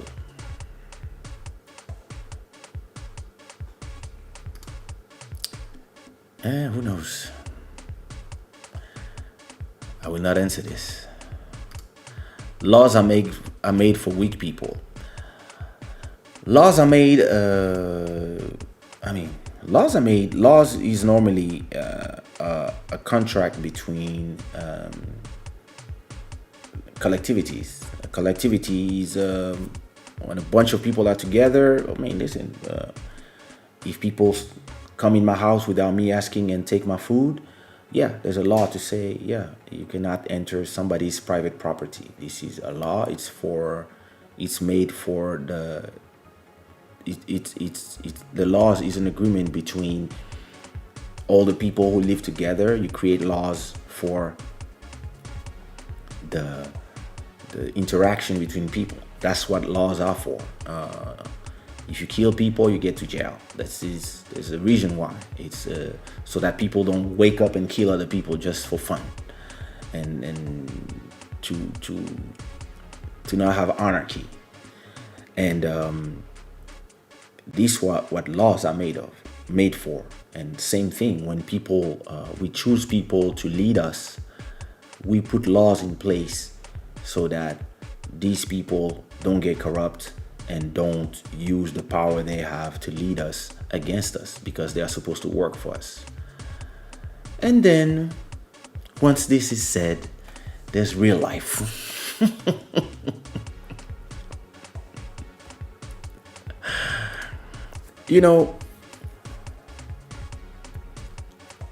Until you have been in front of a lot of money, you cannot talk about the people who have been in front of a lot of money and have been corrupted. Because none of us know how it feels to have $1 million in your bank account. Most of us. I know how it feels to have 100,000 at the same time in my bank account. I probably made more than $1 million in my life, but I never had $1 million there. Like, I look in my statement and I see 1 0 0 0 0 0 0 0. I never had that. Now, if you have 25 million, or if you have, let's say you have 100,000. I had 100,000 in my bank account. Happened to me already. I woke up one day, I went from minus 300 to 105,000 euros in my bank account, just from copyright money from one song that I did for a group called alias. It feels strange to have 100,000 in your bank account and 10 missed call from your bank. Oui, hello, Monsieur Dokolo. Oui. You know what I mean? just 100,000, it makes you feel strange. And if my dad and my parents didn't have way more money than me, and I didn't grow up in a situation where, yeah, I mean, listen, I never had a house that was big as 10% of the houses that I was raised in. My apartment now is 100 meters square. I got 2 bedrooms. My mother's and father's house in Kinshasa have 14 bedrooms. The land is 5 hectares. The just the house itself is probably 500 to 700 meters square. It's a whole compound. It's huge, and yeah, they have 20 people working there. They have armed security, police in front, and they have a bunch of other houses and plantations and stuff. So when I have my house, I'm actually proud when I show my dad my house, because I'm like, hey, look, Dad, what I did. Like, look what I bought. Look what I have with my little money. And my dad is like, this is a nice house. It's a nice neighborhood. But I know, like, in his head, he's like, yo, bro. Last time I had a house that small, I was probably 25. You see what I mean? And because of that, I'm super humble and I have another relationship with money. Because whatever I had until today, for now, is still 1% of what my parents have or had. So if you have one house in Portugal, at my age, my dad had probably 10 houses in Congo, 2 houses in Belgium, 2 apartments in Belgium, 2 apartments in Paris, and I don't know where else. You see what I mean? It was. So me at my age, I'm just like, yeah, I feel poor. I'm rich if you compare me to other people. But if I compare myself to just the shoes I have to fill, I'm poor. I'm like, yeah, I'm barely making it. But because of the way they raised me, and they raised me in a thing that money is not that important. Look, listen, I just lost somebody who was a billionaire. And he's gone at my age. So money is not everything. If, yeah, you have 4 kids, they lose their dad just like that. And it was not a question of money, it was just a diving accident. It's horrible. So it puts a lot of things in perspective, right? But at the same time, what I'm trying to say is that if you never had more than 10,000 in your bank account, and all of a sudden somebody is telling you, if you sign this, or if you give us the authorization to invest in a mine here, and you favor our project instead of our competition project, and we're gonna invest 200 million in your country, but you will have 5 million just because you choose us. And then the competition says, we'll give you 7,000.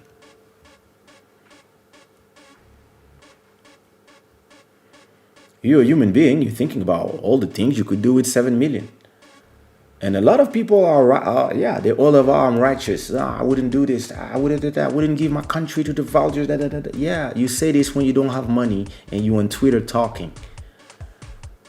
You have to be honest enough as a person to ask yourself if you wouldn't think about it. If you have 10,000 in your bank account and you have 2 free kids, a wife who's dreaming about something, who's telling you, oh, look, somebody's wife has this, why we don't have this, whatever. And then you have the possibility with one signature to give 7 million. And you're still going to do good for your country in a way. but this is still corruption. And a lot of people pretend that, nah, I'm incorruptible. Of course, nobody's gonna offer you even 100 euros. Of course, you're incorruptible, and then all of a sudden, for a boyfriend or just a guy that you fuck with, you will steal something from where you work, and it's nothing. We have 1,000 of this, so yeah, here's some alcoholic gel from the hospital. This is corruption as well. This is taking stuff that is not yours and giving it to somebody that didn't buy it. It's called corruption. But yeah, people will tell you, look at this guy, what they did. Listen, ask yourself, everybody loves to talk about morality when they are not the one in question, when they talk about other people. You just ask yourself, if somebody proposed to you a certain amount of money to do something and nobody's hurt, but you just choose somebody not for their merit, but just because they pay you, and they're gonna do great. Like, let's go here. We want to build a hospital.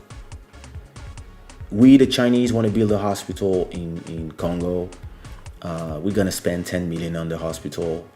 We, the American, want to build a hospital in Congo. We want to do the best, and we'll spend 10 million, and we want to build it here, okay? And you get all the files from everybody. We the French, we want to build a hospital as well, okay?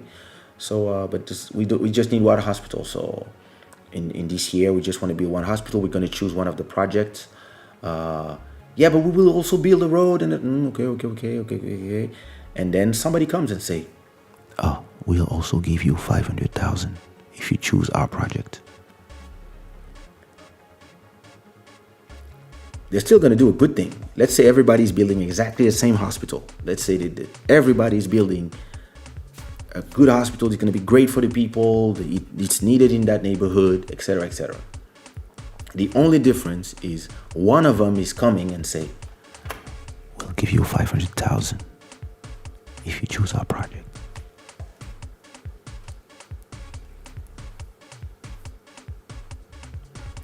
This is what corruption is.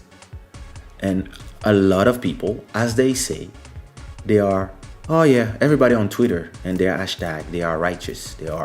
Everybody's amazing. I will never get corrupted.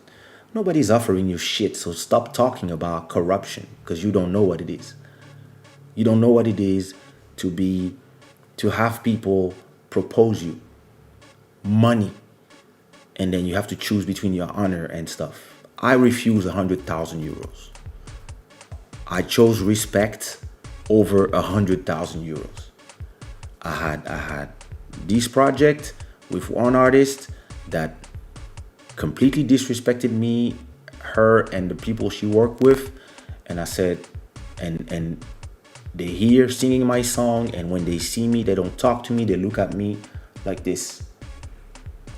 But after a year or two, the career is starting to tank, and they want to do an album, and people are listening to the album, and they're like, this album is horrible. What's going on? Why, what did Kaysha do? And they're like, we didn't work with Kaysha. So now people are telling them, you should work with Kaysha. So they call me, and I'm like, nah, niggas, I'm not working with you. You stole my money, and you're not respecting me. I'm not working with you. The album comes out, flop. Doesn't work. So another 2 years pass by, the career is going like this. And yeah, those people, they're crying. I don't understand why my thing is not working. And people tell her, because you're not working with Kaysha anymore. Yeah, but he doesn't want to talk to me. Okay, I'll handle it. And now you have people calling me. Okay, we're gonna give you 100,000 just to accept to work with that artist. This is the voice of corruption. I could do this. We're gonna give you 100,000 just to work with that artist. And me, I'm like, Why would I work with that artist? Why would I work with somebody who doesn't respect me? And they're like, because we're gonna give you 100,000. Fuck your money.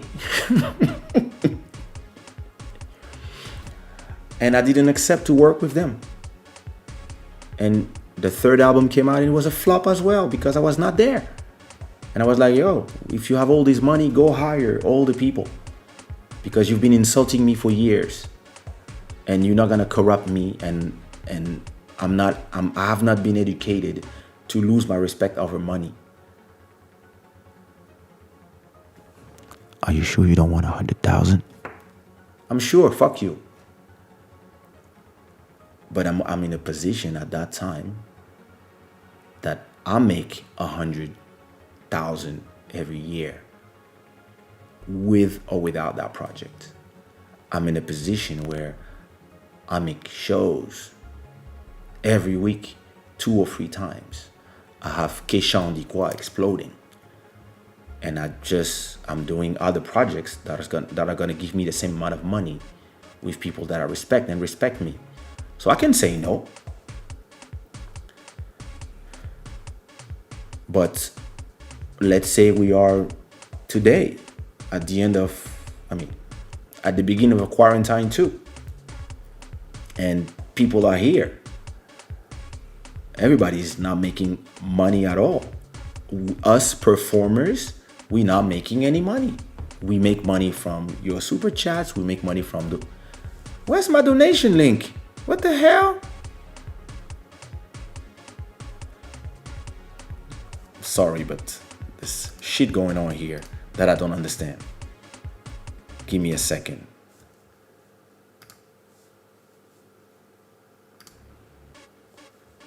I've been doing Club Shada without, and you guys are not saying nothing. You just hear, not seeing the overlays. Bam. I thought you were my guys. You're not here telling me that my logos are not here, that my donation link is not here. You can support this show going to shadaware.com and buy some t-shirts like this one. 973 Cayenne Guyane represent les Bleus d'Or. Or you can give a donation through this link or on the super chat as always, or just listen to my music in services that you pay. But let's say you're an artist and you've been struggling for now 8 months, and yeah, there's no shows, there's nothing. All you do is you live stream on Instagram and it doesn't bring you no money. And you've been not paying your rent for 6 months, and you have to change house because your landowner of the owner of your apartment is like, yo, listen, I understand there's a crisis and stuff, but yo, you have to leave, man.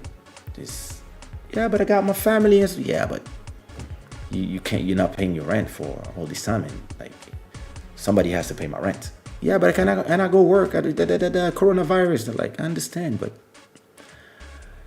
yeah, I'm gonna sell this house. And then somebody calls you. You remember that girl that you hate? And these people that stole your music and stole your money? Yeah. They'll give you 100,000 to work with them now. And then they will give you more money for the studio, more money for your beats, but we'll give you 100,000 just to accept to work with them. If you accept, you receive the money tomorrow.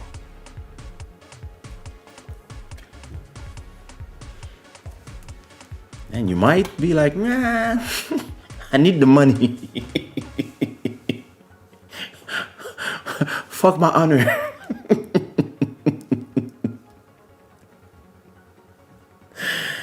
Oh my God. Oh Lord. In the end, these things matter the most. How well did you love? How fully did you live? How deeply did you let go? Telling you, I'm telling you. Every human being has their own struggle, regardless of their financial or family status. Exactly. I completely agree, cousin. Yep. All of us.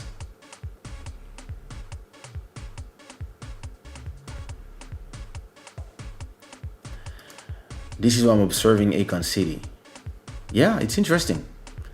It is very interesting to see the how people are moving and what they are doing. And I had an episode already where I was talking about how we could also try to not distance ourselves, but free ourselves a little bit from the claws of dollar, because a lot of our countries, because our monies are weak, we use the dollar.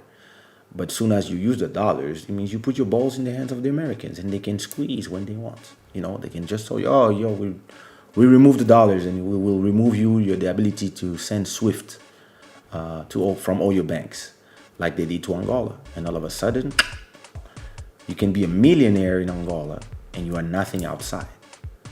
And all of a sudden, you cannot pay the rent for your daughter who's studying in London or in Lisbon, just because you cannot send money. You have money, but your money you are a millionaire or a billionaire in your own country, but outside of your country, yeah, your money is worth nothing. And that's problematic. And this is just from the decision of one country.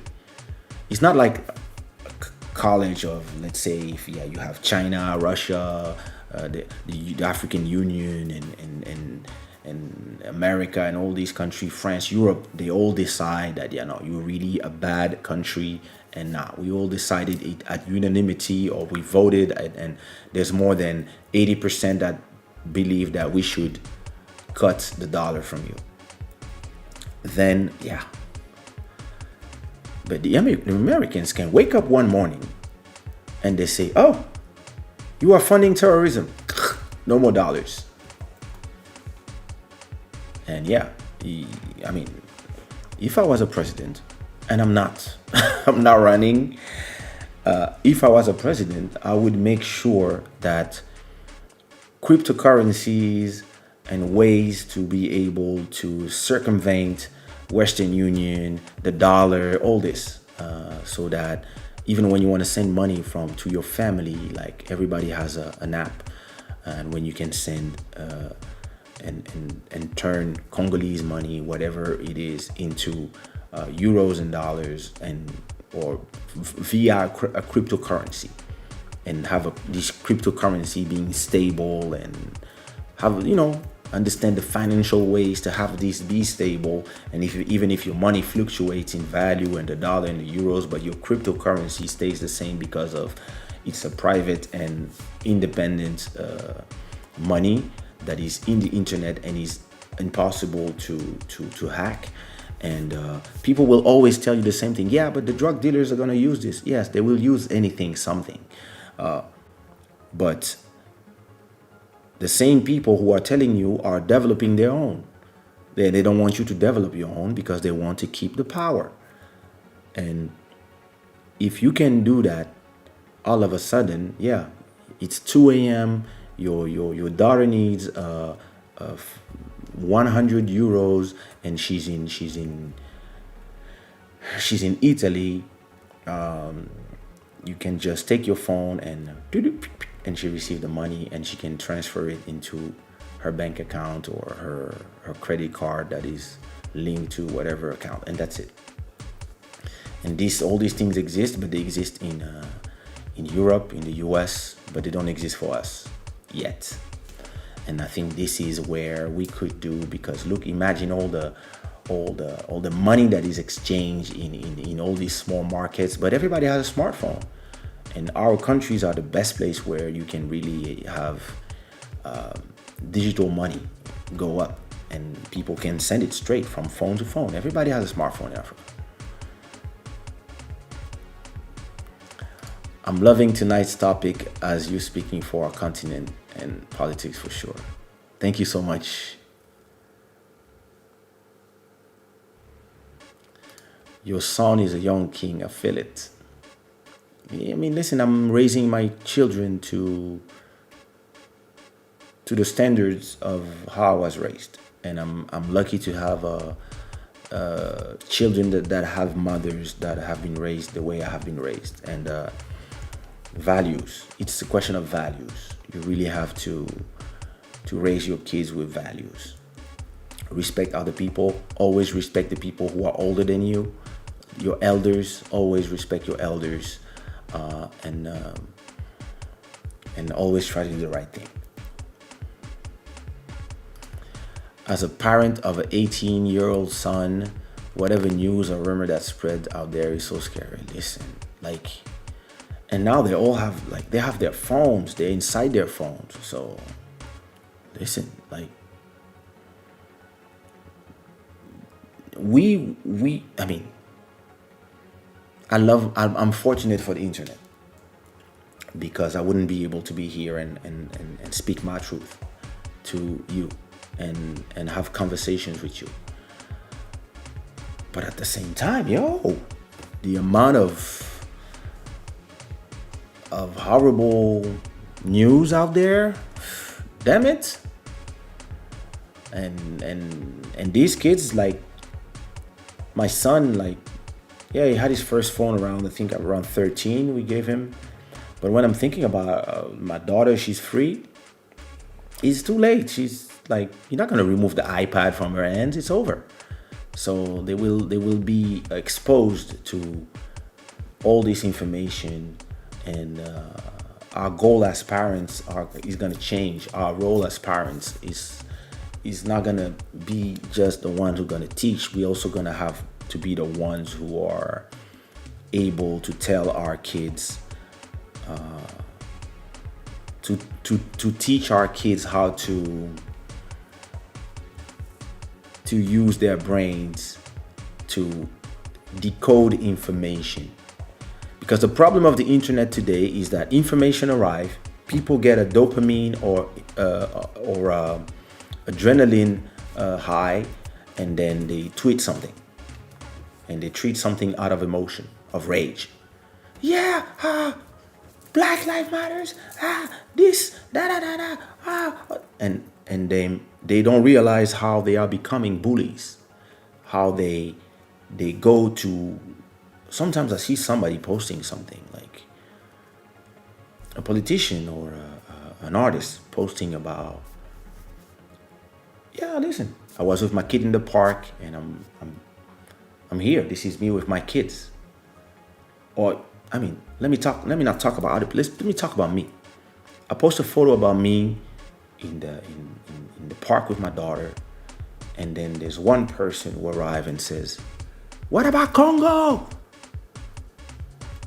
The new iPhone came out. Why you don't talk about Colton?"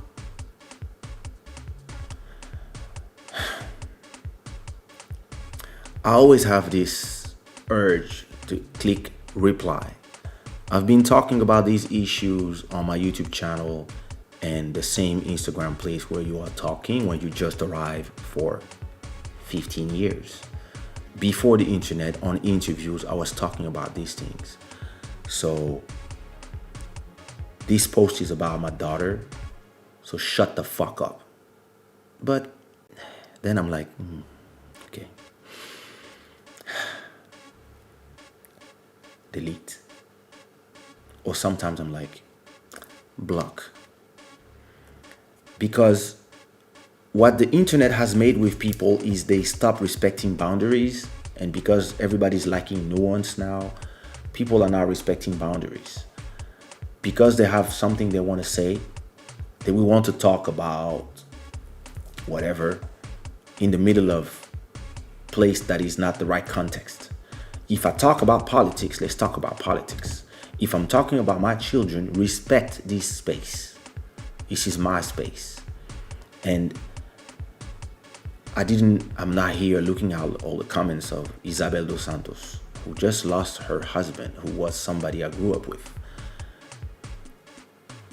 But I'm sure that in all these comments of people who are giving their support, there must be one person who says, yeah, you deserve this, or something like this. I'm sure there's one idiot who's insensitive because they believe that whatever is happening to them in their life is the connected to who she is. And this is my problem with the people on the internet. And I believe that as parents, our goal is going to be to teach our kids to understand that and how to navigate this and how to be able to not be emotional about the things. Because the way the internet has been designed, I mean, not the internet, but social media has been designed is around, the control of our emotion and because they need us to react to stuff. And me, I learned with all these years, and I mean, I guess the fact of being famous and having people talk about you all the time, people having opinions about you all the time, it helped me develop not only a thick skin, but also it helped me learn to take a step back and have a little bit of distance with things. And when I see something, when I see a video, when I always ask myself, is it true? When was it? Why are they saying this? Like, and SARS, the iPhones connected to the mining in Congo, LGBT issues, transsexual issues, all these things. I don't just talk just to talk. Before I talk about anything, I document myself. Before I form an opinion, I document myself so I know what I'm talking about. And then when I hear opinions from other people, because I'm documented, I can see if these opinions are just stances, slogans, or people who are really informed of what they're talking about. You see what I mean? So I think as parents, I think this is going to be really our mission. Teach the kids to document themselves and not jump on any hole that is offered to them, because the internet is full of holes, it's full of tricks, it's full of, and that's how some people get elected today. They understood that, and people are very emotional, and people are alone, and listen, tomorrow in less than 24 hours there's going to be elections in the US, or in 48 hours, I don't know, it's Tuesday, right?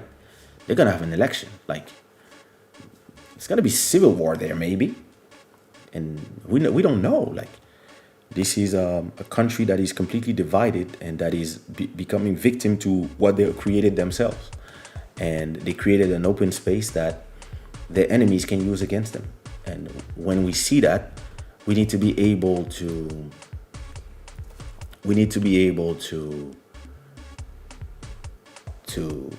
learn from their mistakes.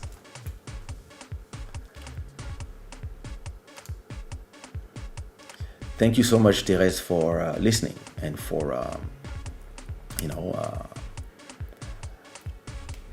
listening.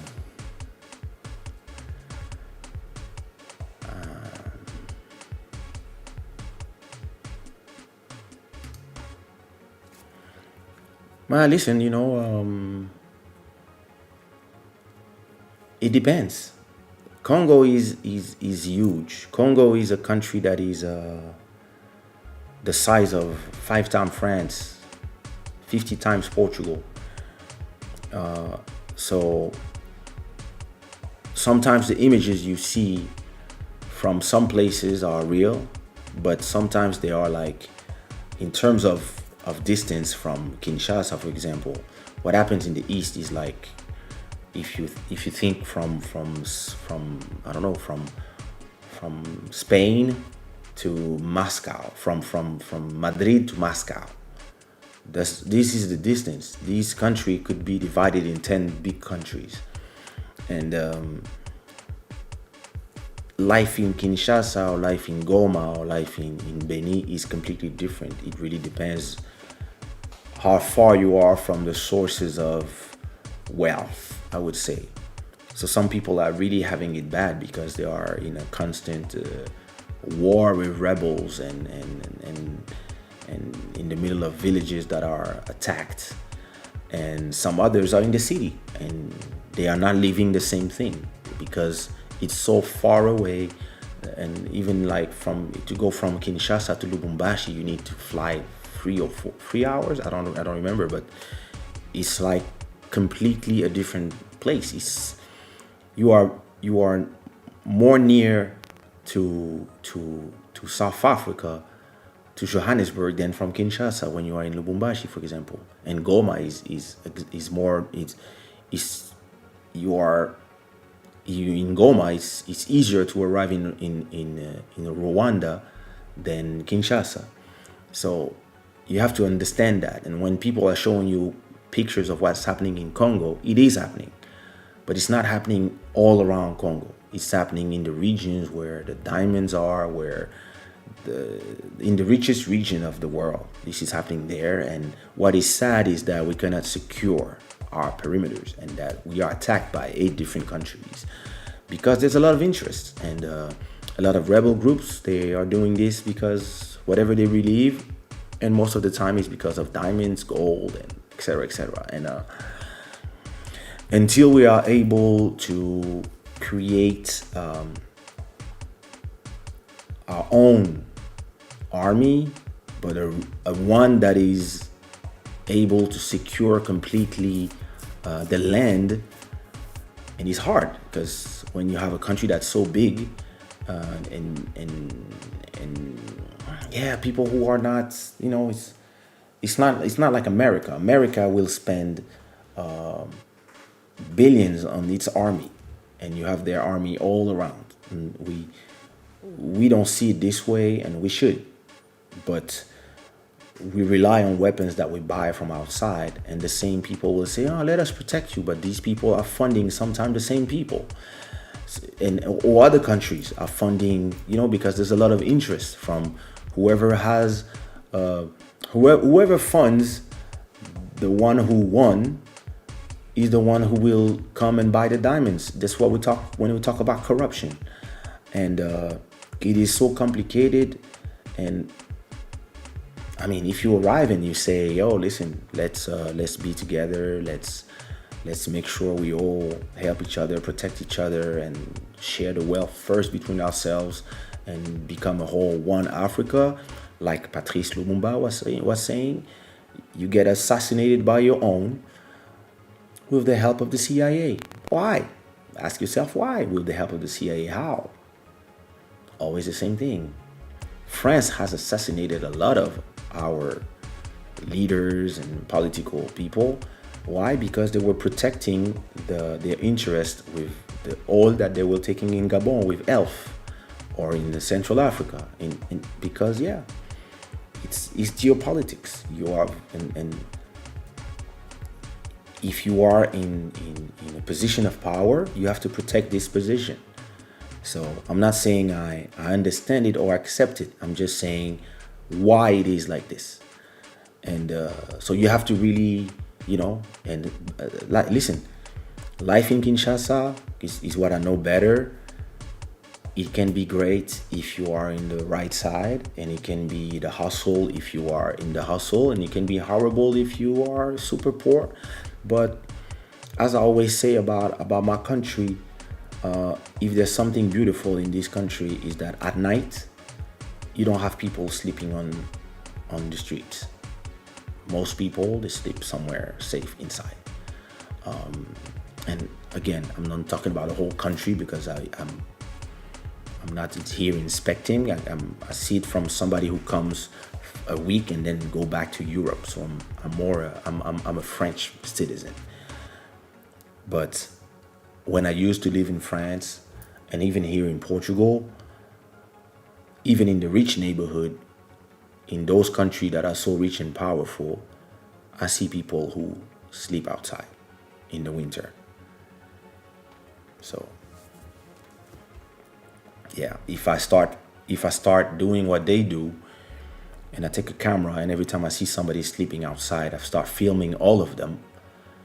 And then I go to Congo and I say, yeah, life in Europe. This is how you end up when you live there, and look, etc., etc. You know, maybe our brothers will not go and die in the Mediterranean Sea because they are trying to reach the fake heaven that it is here. But hey, listen, it is how it is. Well, we are all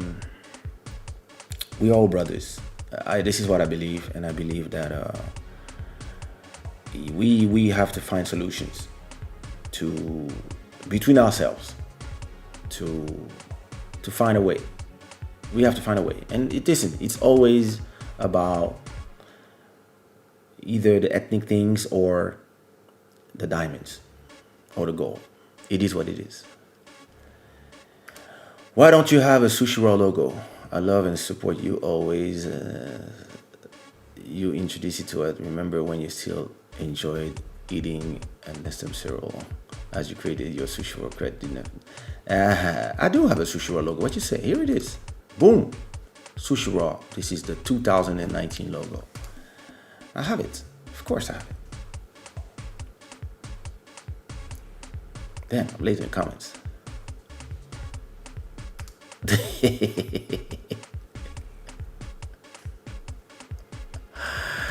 We should all interview our parents about our country and family background. Listen, you know, our culture was made of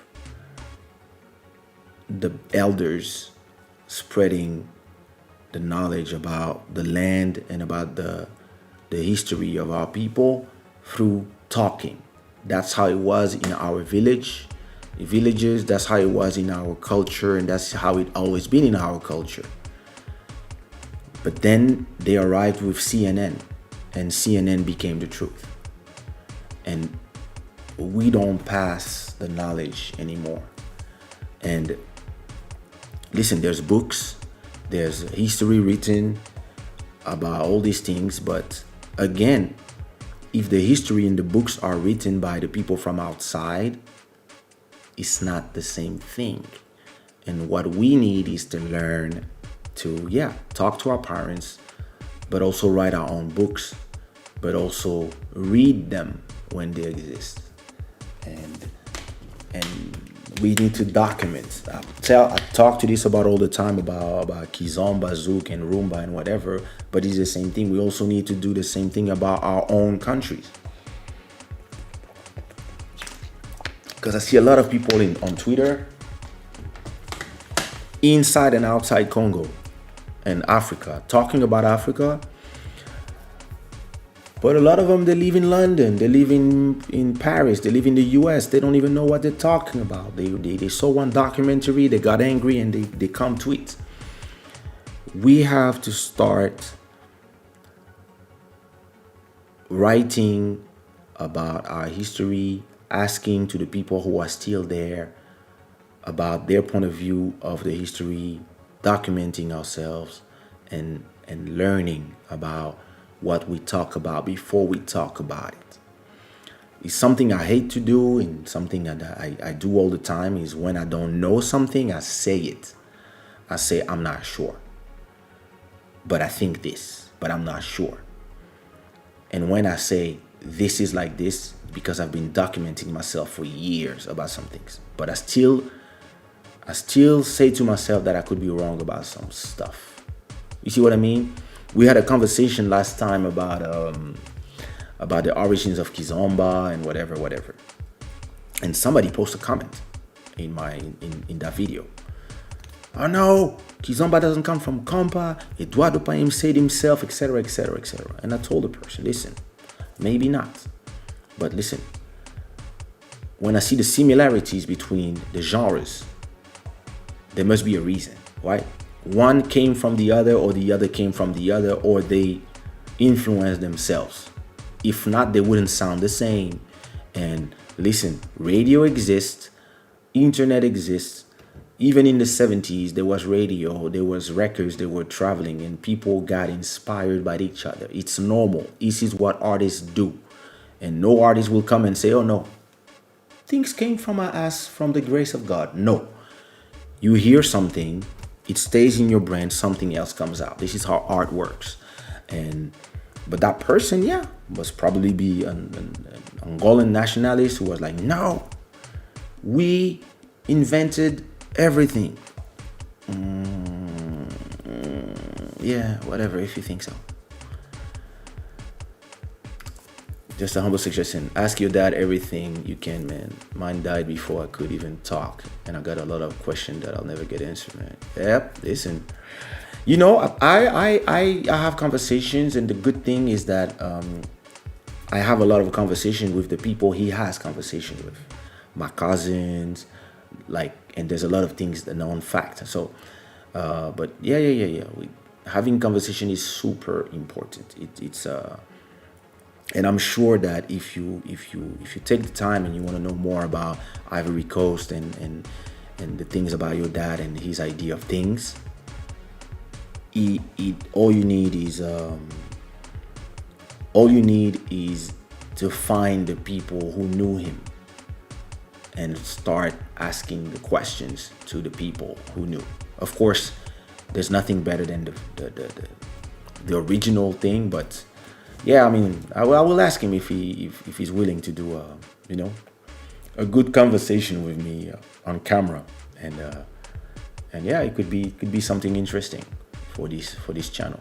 I'll do it next time. Hallelujah. Privacy is privacy. Yeah, even when it's within our homes to protect our children more so than ever. Let's say yeah, it is what it is.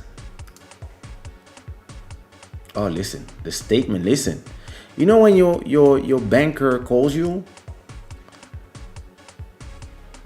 tu vois quand ton banquier t'appelle et te dit oui bon ben on va couper la carte de crédit parce que vous n'êtes pas sérieux, vous êtes à moins machin. Tu dis oui mais non attendez, vous savez j'ai 2 shows, non, vous allez passer en carte électron. Et puis le lendemain il y a 100 000 euros sur ton compte. Et là tu as 5 appels du banquier. Oui, allô? Oui, monsieur Mokolo, oui, il y a eu du mouvement sur le compte, donc je voulais savoir si vous pouviez venir boire du champagne. Motherfucker, non, je voudrais changer de banque. That's exactly what I did. J'ai changé de banque direct. Money impacts how one sees and does things. Amen. Material world doesn't matter as long as you are humanly and humble as you are for your wife and children. Franklin, hello. Thinking that you can't be corrupted is pure negligence to our humanity. Hey, hello, Kalina. Thinking that you can't be corrupted is pure negligence to our humanity. Oh, this is I'm going to do I'm going to do a quote with that one. I'm going to add it to my quotes because this is pure truth. Amen to that. Kaysha, you are a great actor, a great comedian for real. Thank you. Oh, listen, it is. Do you like my voice of corruption? I'm doing just that. The voice of corruption is always amazing. And corruption is not just money. Corruption can be pussy. Corruption can be dick. Corruption can be, we let you be in our group if you do this. People always want to see corruption from the top, and the top with the victims being the people in the bottom. But what I see in Africa, right, is corruption from the top to the bottom and bottom to top. It's like it's everywhere. It's a way to be. It's a way to. And even in Europe, a lot of people, they love to talk about corruption, but what they're actually saying is like, I'm jealous of the people who have money. I hate those people because they have money. But then when they can cheat the system, they do it gladly. It's called corruption as well.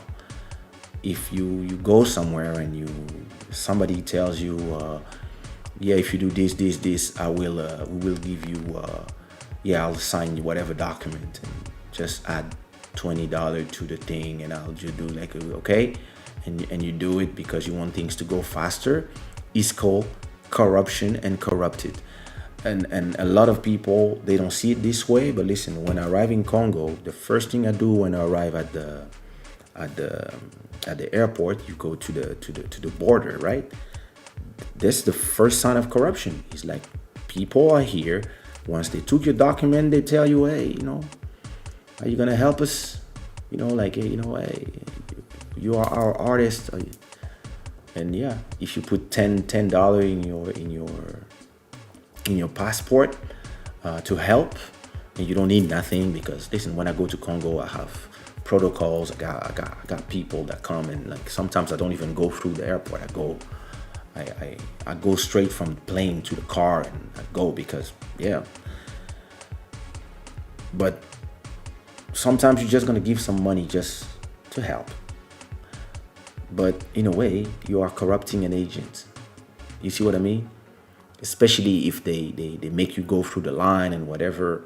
And yeah, I mean, it's so special to be, and me, I'm in such a strange position as a human being, because I'm VIP because of my name as an artist, but I'm also VIP because of my name as the son of somebody.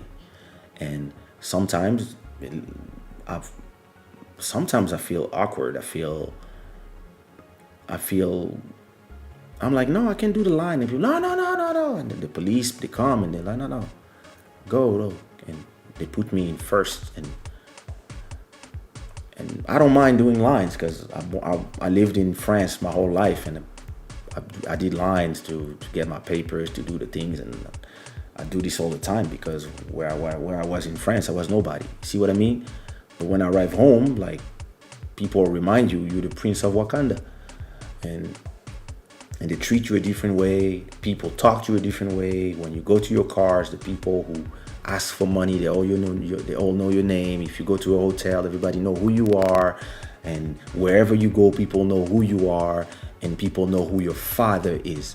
So I'm getting double celebrity, or double VIP, or double sentence, because yeah, the jealousy is double as well. The people who think, you think he's whatever, is double, because some is because you are the son of somebody, others is because you are a singer and you're famous, and who you think you are, double.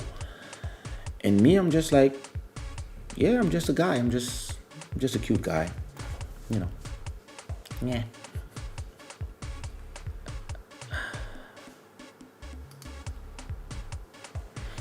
What can I say? Elina, comment ça va, chéché, chouchou? Comment va monsieur? Comment vont les enfants? Future Soundbeat, what it do? Don't forget that Friday we have our new release coming out. C'est chaud ici, j'ai déjà reçu un mail du consulat Election Day. Shay! En Côte d'Ivoire aussi, c'est chaud. Les gens, ils ont des 99% de vote. Et on va voir ce qui va se passer. I repeat myself, but oh God, you intelligent. Knowledge. Values. On all topics, you are great. Thank you so much. I'm joking, but thank you. I don't think I'm great on all topics, but I mean, hey, listen. I just try to have opinions that are not.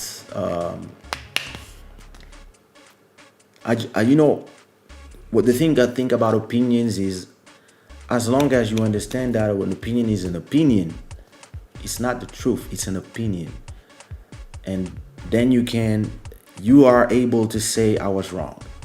The problem of a lot of people today is that they have opinions that are so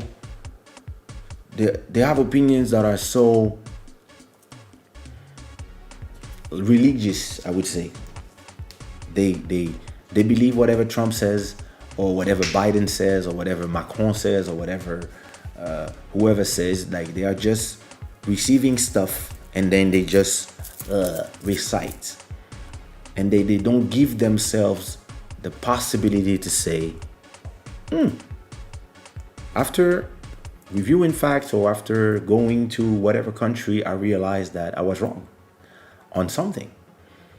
And this is why the world is dangerous today, because nobody wants to believe that they can be wrong. Everybody is just talking like if they know everything, whatever they believe is the truth, and that's it. And they believe like there's no point of view. It's something I always say. Do I have something that is two colors? No, I don't. Okay. If you take this, it's white, right? Now, if you take, let's say that this is the back of it, right? So if I do this and I show you this, it's black. Okay? Now, for everybody that is here, this is white. But for everybody that's looking from here, this is black. So who's right? Well, everybody. Because depending on from where you are watching, this has a different color. And this is why I really have a problem with the world of today, is that because everybody is watching from one vantage point, and they don't believe that other people are watching from another point of view. And that from another point of view, the truth can be completely different because they are watching from somewhere else. And I always try to take every information that I have, or every opinion that I see. I always try to take it from my opinion, and then try to also understand why other people would think differently, and then use facts to agree or disagree with them. And sometimes the truth is in the middle. A lot of times, the voice of corruption is really hot. De nouveau confiné, mais ici la santé. Pareil, ici tout le monde va bien. Et on n'est pas confiné, mais on doit rester dans nos quartiers. C'est pas mal.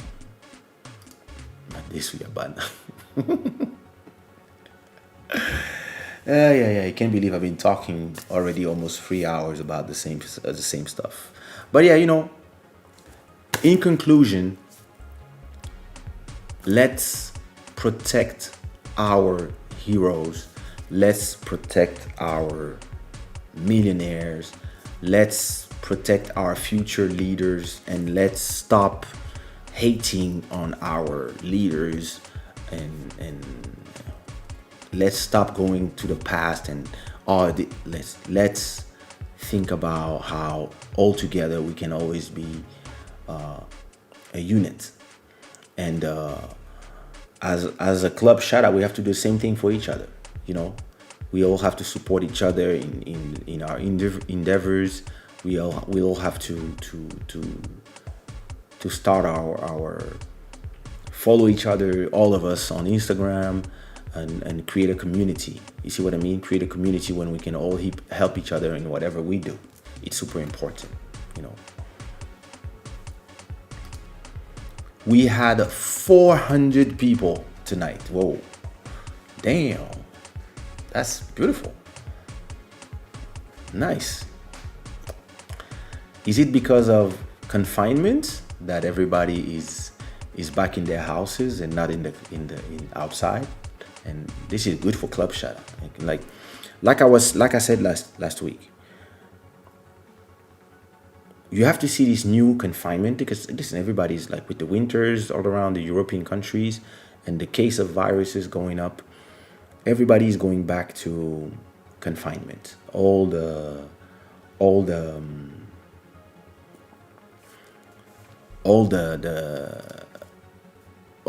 cities and countries are closing again, and they're all doing a form of, and they're just saying to themselves, we can do nothing about the economy. So they are closing most of the countries, right? And I believe that if you try to see it from a good point of view, you have to ask yourself, okay, what happened last time? What happened last time, and what can I learn from last time? Me, I know that last time everybody was live on Instagram, and there was a lot of people online. There was a lot of audience that you could capture. You see what I mean? There was a lot of people that were at home with nothing to do, and it was the best moment to present them with something. And that's how a lot of you guys discovered Club Shada. And if everybody is back on YouTube and at home with nothing to do, what I will do is I will make sure to have more people discovering what I'm doing here on YouTube. And if I have an advice to everybody, and you have anything that you can do that works with the internet, this is the best moment to do it. Because even if, I mean, yeah, I know, I understand. A lot of people are at home with no money but a lot of other people are at home and they worked and they have money, or they work from home. And yeah, this is the moment where you can sell something, like a t-shirt from Shada. This is the moment where you can start a book club. This is the moment where you can start writing something. This is the moment where you can record something, record music. You're gonna be at home. You can create something. I talk to a lot of artists, and everybody is depressed. Not only because they don't make money from their livelihood, which is performing, but just because they cannot express themselves. And again, I'm saying thank you to all of you, because I have almost 500 people already, like jump up another 25. But I got 2 times a week a venue where I can express myself. I can say things. I can talk about what I go through. I can talk about how I feel. I can record my songs in front of you. I can even write songs with you guys here live, and have people like Tatiana, Julie, Alice helping me write, helping me compose. And I will do a studio session probably next time. And I wouldn't have lived the loss of my dear brother if Sindika, if you guys were not here. I wouldn't have been able to express how it created all the things I was thinking. And I never come here prepared about what I'm going to talk about. I know more or less what I'm feeling and what I'm thinking about. And the fact that I'm able to come here and express these things, it helps me a lot. It helps me through this phase that I'm going through of dealing with the loss of somebody that was close to me. And the fact that I can come and talk about it is the best thing ever. And this is the to me why the decisions I took during the first quarantine was the best one to start this. And if there's only one regret that I have, was that I didn't start earlier. I would have loved to start the Club Shada like in the beginning of the quarantine, like in February, end of February, to start this, and it would be more people. But the great thing is, when you think about it, there's a new quarantine coming up.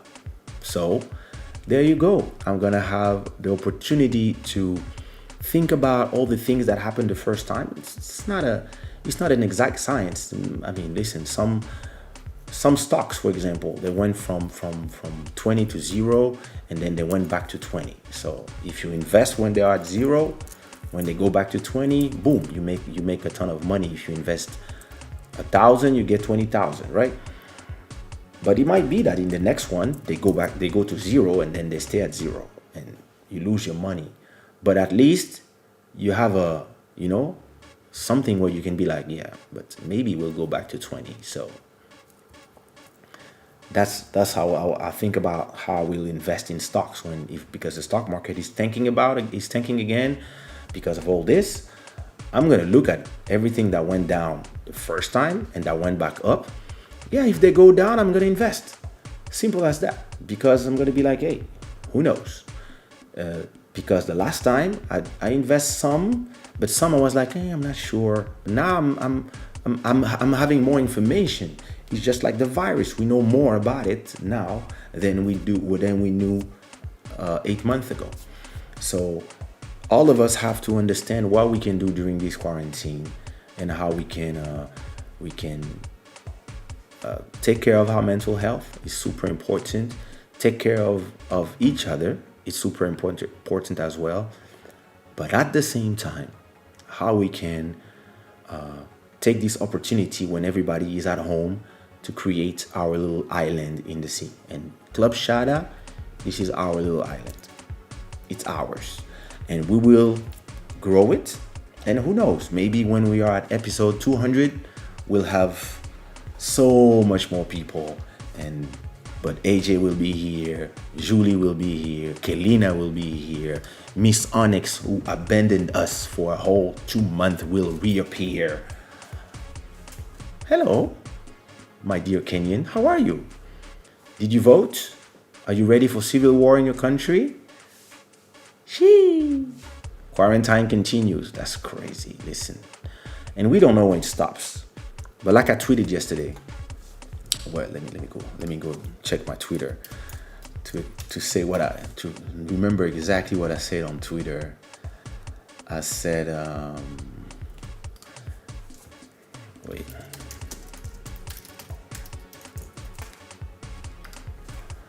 Let me go to my Twitter. I said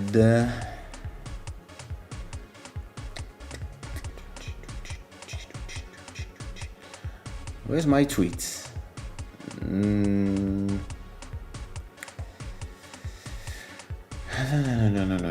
No, it's not this. Yeah. We just trying to finish this year. Listen, at this point, all we're trying to do is to finish this year, and then we'll see after that. And I love this answer from piglet owners. It would be great if we could have a trailer of 2021 to at least have a hint of what's going to happen. And I replied to her, what if 2020 was the fucking trailer?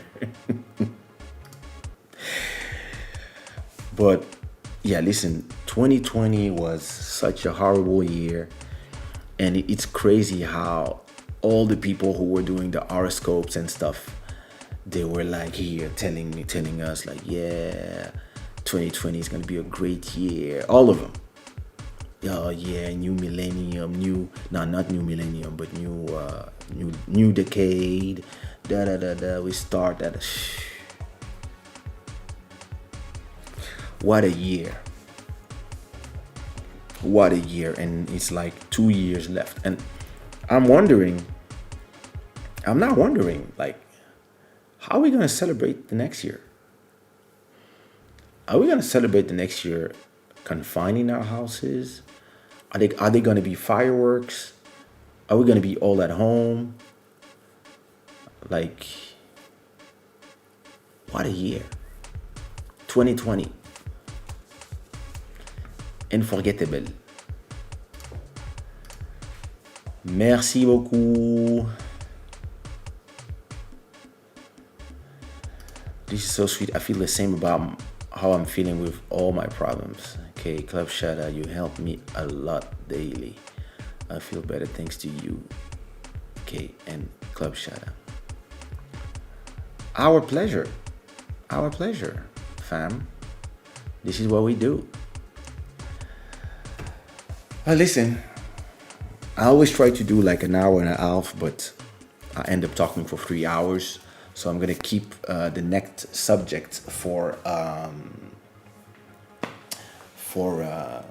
the next episode. Before I go, I want to present to you my new single that has been released just now. You know, it's a track that I made. So the story about this song, it's a song that I believe Lil Maro sent me the beat on a Wednesday afternoon. I heard the beat. I was like, yo, who is this beat for? And he was like, I don't know. I just made it. And you know, when I make a beat, you're the first person I send it the beat to. So yeah, if you like it, I was like, I like it. I want it. And he was like, it's yours. So I told him, okay, send me the wave. So the wave is the high quality format. He put it on Dropbox on the Wednesday afternoon. And I think it was in the morning when I heard it. On the Wednesday afternoon, when I received the thing, I was at home. There was nobody at home. The street was not noisy. I like to record at night because there's less noise in the avenue. But that day, the street was completely noiseless. So I just turned on my microphone and I just improvised the lyrics completely from the beginning to the end. And like 45 minutes later, I sent him the song. And I was like, okay, this is gonna be released October 30, 29th or 31st. I don't remember. Friday. I mean, that was released when? October 30th. So Friday. And that's exactly what happened. That's exactly how we did that song. So I think, yeah, that's the story of the song. And I talk about, in that song, I talk about, merci, c'est de Monsieur de Shada, le son derrière. And in this song, I talk about being in a pool party and having like the girls of my dream coming to the pool party. And wow, I'm here, she's here, she came alone, that's amazing. Like, I'm so happy that she's here, so I'm gonna hang out with her. And on the second verse, I remember that, oh, I invited that girl, damn, she's here and she's looking for me. Let me run away. It's a story of, you know, the story of the life of the future soundbeat. That's, and so I would love to present you. Wait.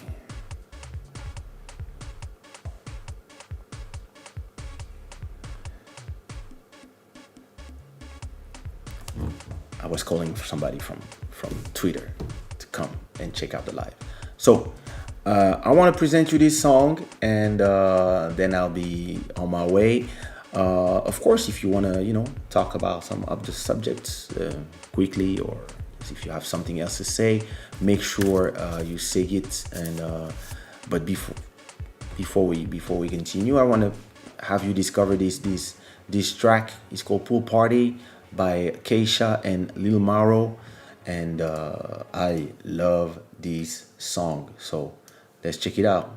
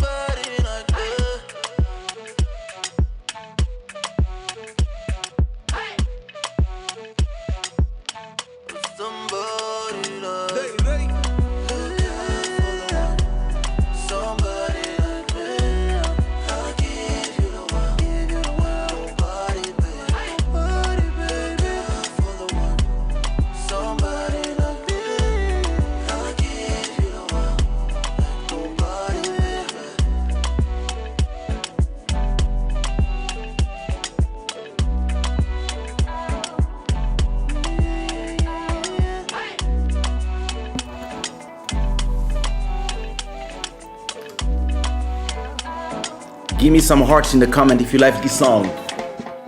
Woo!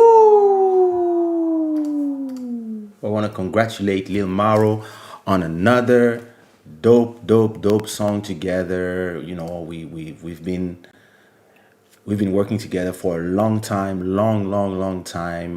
We were signed together at Sony in '98, so we've known each other for decades before we even had kids. So I'm grateful that our path met again and that we are now doing all these amazing music together. And go check his music on Spotify. And so I was telling somebody on Twitter to come check us out, and there she is. Hey, Tricia. Boni, mama. How you doing? You good? Did you get a microphone finally? So Tricia here is trying to start. She wants to start a podcast. She lives in the U.S., I think, and she wants to do a podcast. I don't know. Welcome to Club Shada. First, Tricia, it's the first time that you're here live. She's starting a podcast. And she was talking to me about material, microphones, and stuff. And I was talking to you about microphones, and I just bought this microphone, this USB microphone. And listen, the quality is amazing. Like, you can do the voice of corruption like this, or you can talk normally. So I put it here. You have a USB-C to your microphone, and you can even have music coming out from the thing. You can have your guest come out, and you can see the volume that's going to your microphone. And you can hear yourself. You can plug yourself here and then you can do your whole show like this. So it's amazing. This is so perfect. So hey, listen, you should check it out. It's called the Wave One by Elgato. It's really a nice microphone. Another one that just came out is the Shure MV7. You should check this one out too. It looks like a very, very serious contender for microphone. This one is $130 or $140, and Shure, which is amazing quality. The Shure is $250. So just to continue our conversation that we were having privately on Instagram.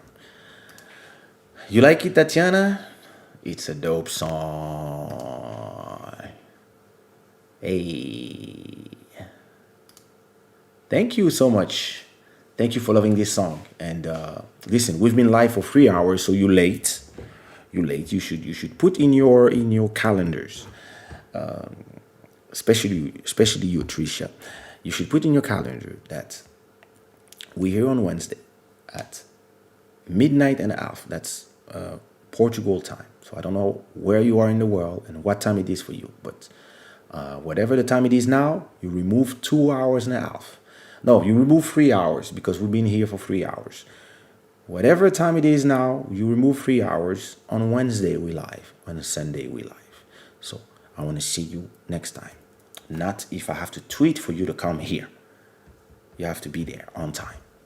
Okay, mama? Just saying. Sorry, I'm talking to new members. I'm just, having fun. Listen, it's been a pleasure talking to you guys about Africa, African politics, Congo, Congolese people, Africans, unity. And again, I want to, in conclusion, I really want you to think about how we can change our frame of mind and start being more united as a people, as Africans. Not Nigerian, Congolese, Gabon, Cameroon, whatever, but we are this. But on top of this, we are Africans. And as Africans, we have to be like this and be able to defend our leaders, defend our content creators, defend our culture, defend our countries, our continent, and not be the first to throw the stones to our people every time somebody tells us that, your guys are like this. Because that's how they've been having us fight among each other, be divided, and while we are divided, they make money with our resources. So it's really something that we all have to think about on every time we did that mistake, and start thinking differently. Listen, all this money you're giving to Beyonce, I love this artist, but all this money that you're giving to the Americans, they have their people. Do you give the same amount of money to Kaysha, to Fali Pupa, to Davido, to Yusundur, to your African artists? Do you devote the same amount of stream hours that you give to American artists? Do you give it to African art? When you go to Netflix, are you going to watch Indian movies, American blockbusters, and from time to time, do you devote 1 hour to watching African content? Because as I was telling you in my episode about dancing with the algorithm, right? As I was telling you, if you don't show these platforms that there's somebody to watch, they don't fund more. So it's our responsibility to support African art, us Africans. And hey, listen, if you are from Normandy, support art from Bretagne. Support your whatever you believe in, right? Whatever you believe in as art, try to always support it with your time, with your money, with whatever. When there's advertisement, when you're watching a video on my YouTube channel, please watch the ad. It's just 30 seconds. Watch it because you are supporting in a way. And please, before you go, as you go, make sure you go check my latest video on my channel or one of the latest video and leave a comment. Or maybe you go to last week's episode and leave a comment and leave a like, because this also helps. You see what I mean? We have to show our support. It's time we support our own, like said our future president, Tricia. I'm being out on the spot. I won't miss next time. Good. Listen, I'm going to leave you with a track that with my dear brother Nelson Freitas. It's a song called I Will, and it's a remix by Malcolm Beats. I will see everybody on Wednesday night, midnight and a half Portuguese time, 1:30 a.m. Paris time, 7:30 p.m. Brazil time. Rio de Janeiro time, and I don't know where you are watching from, but I'm gonna need everybody before you go, while we're listening to the last song, to put in the comment kiss like this. I'm gonna put one. Look.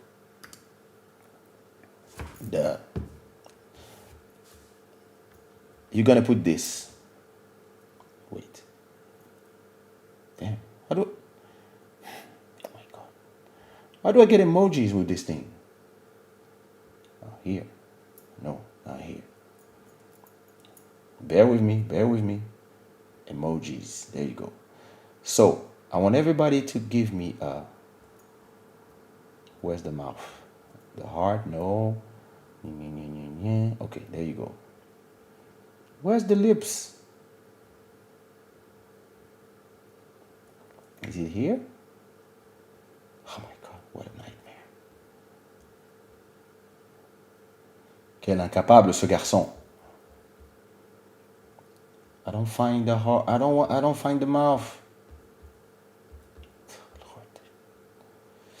Well, you can put a heart, I guess. Okay. Heart from Lisbon. I want to see this in the comments. Boom. I'm leaving mine, and I want everybody to do the same thing. Heart from Lisbon to you, and send me your heart from wherever you are. All right? I will see you Wednesday. Thanks for having me, and I will see you in the next time. Peace out.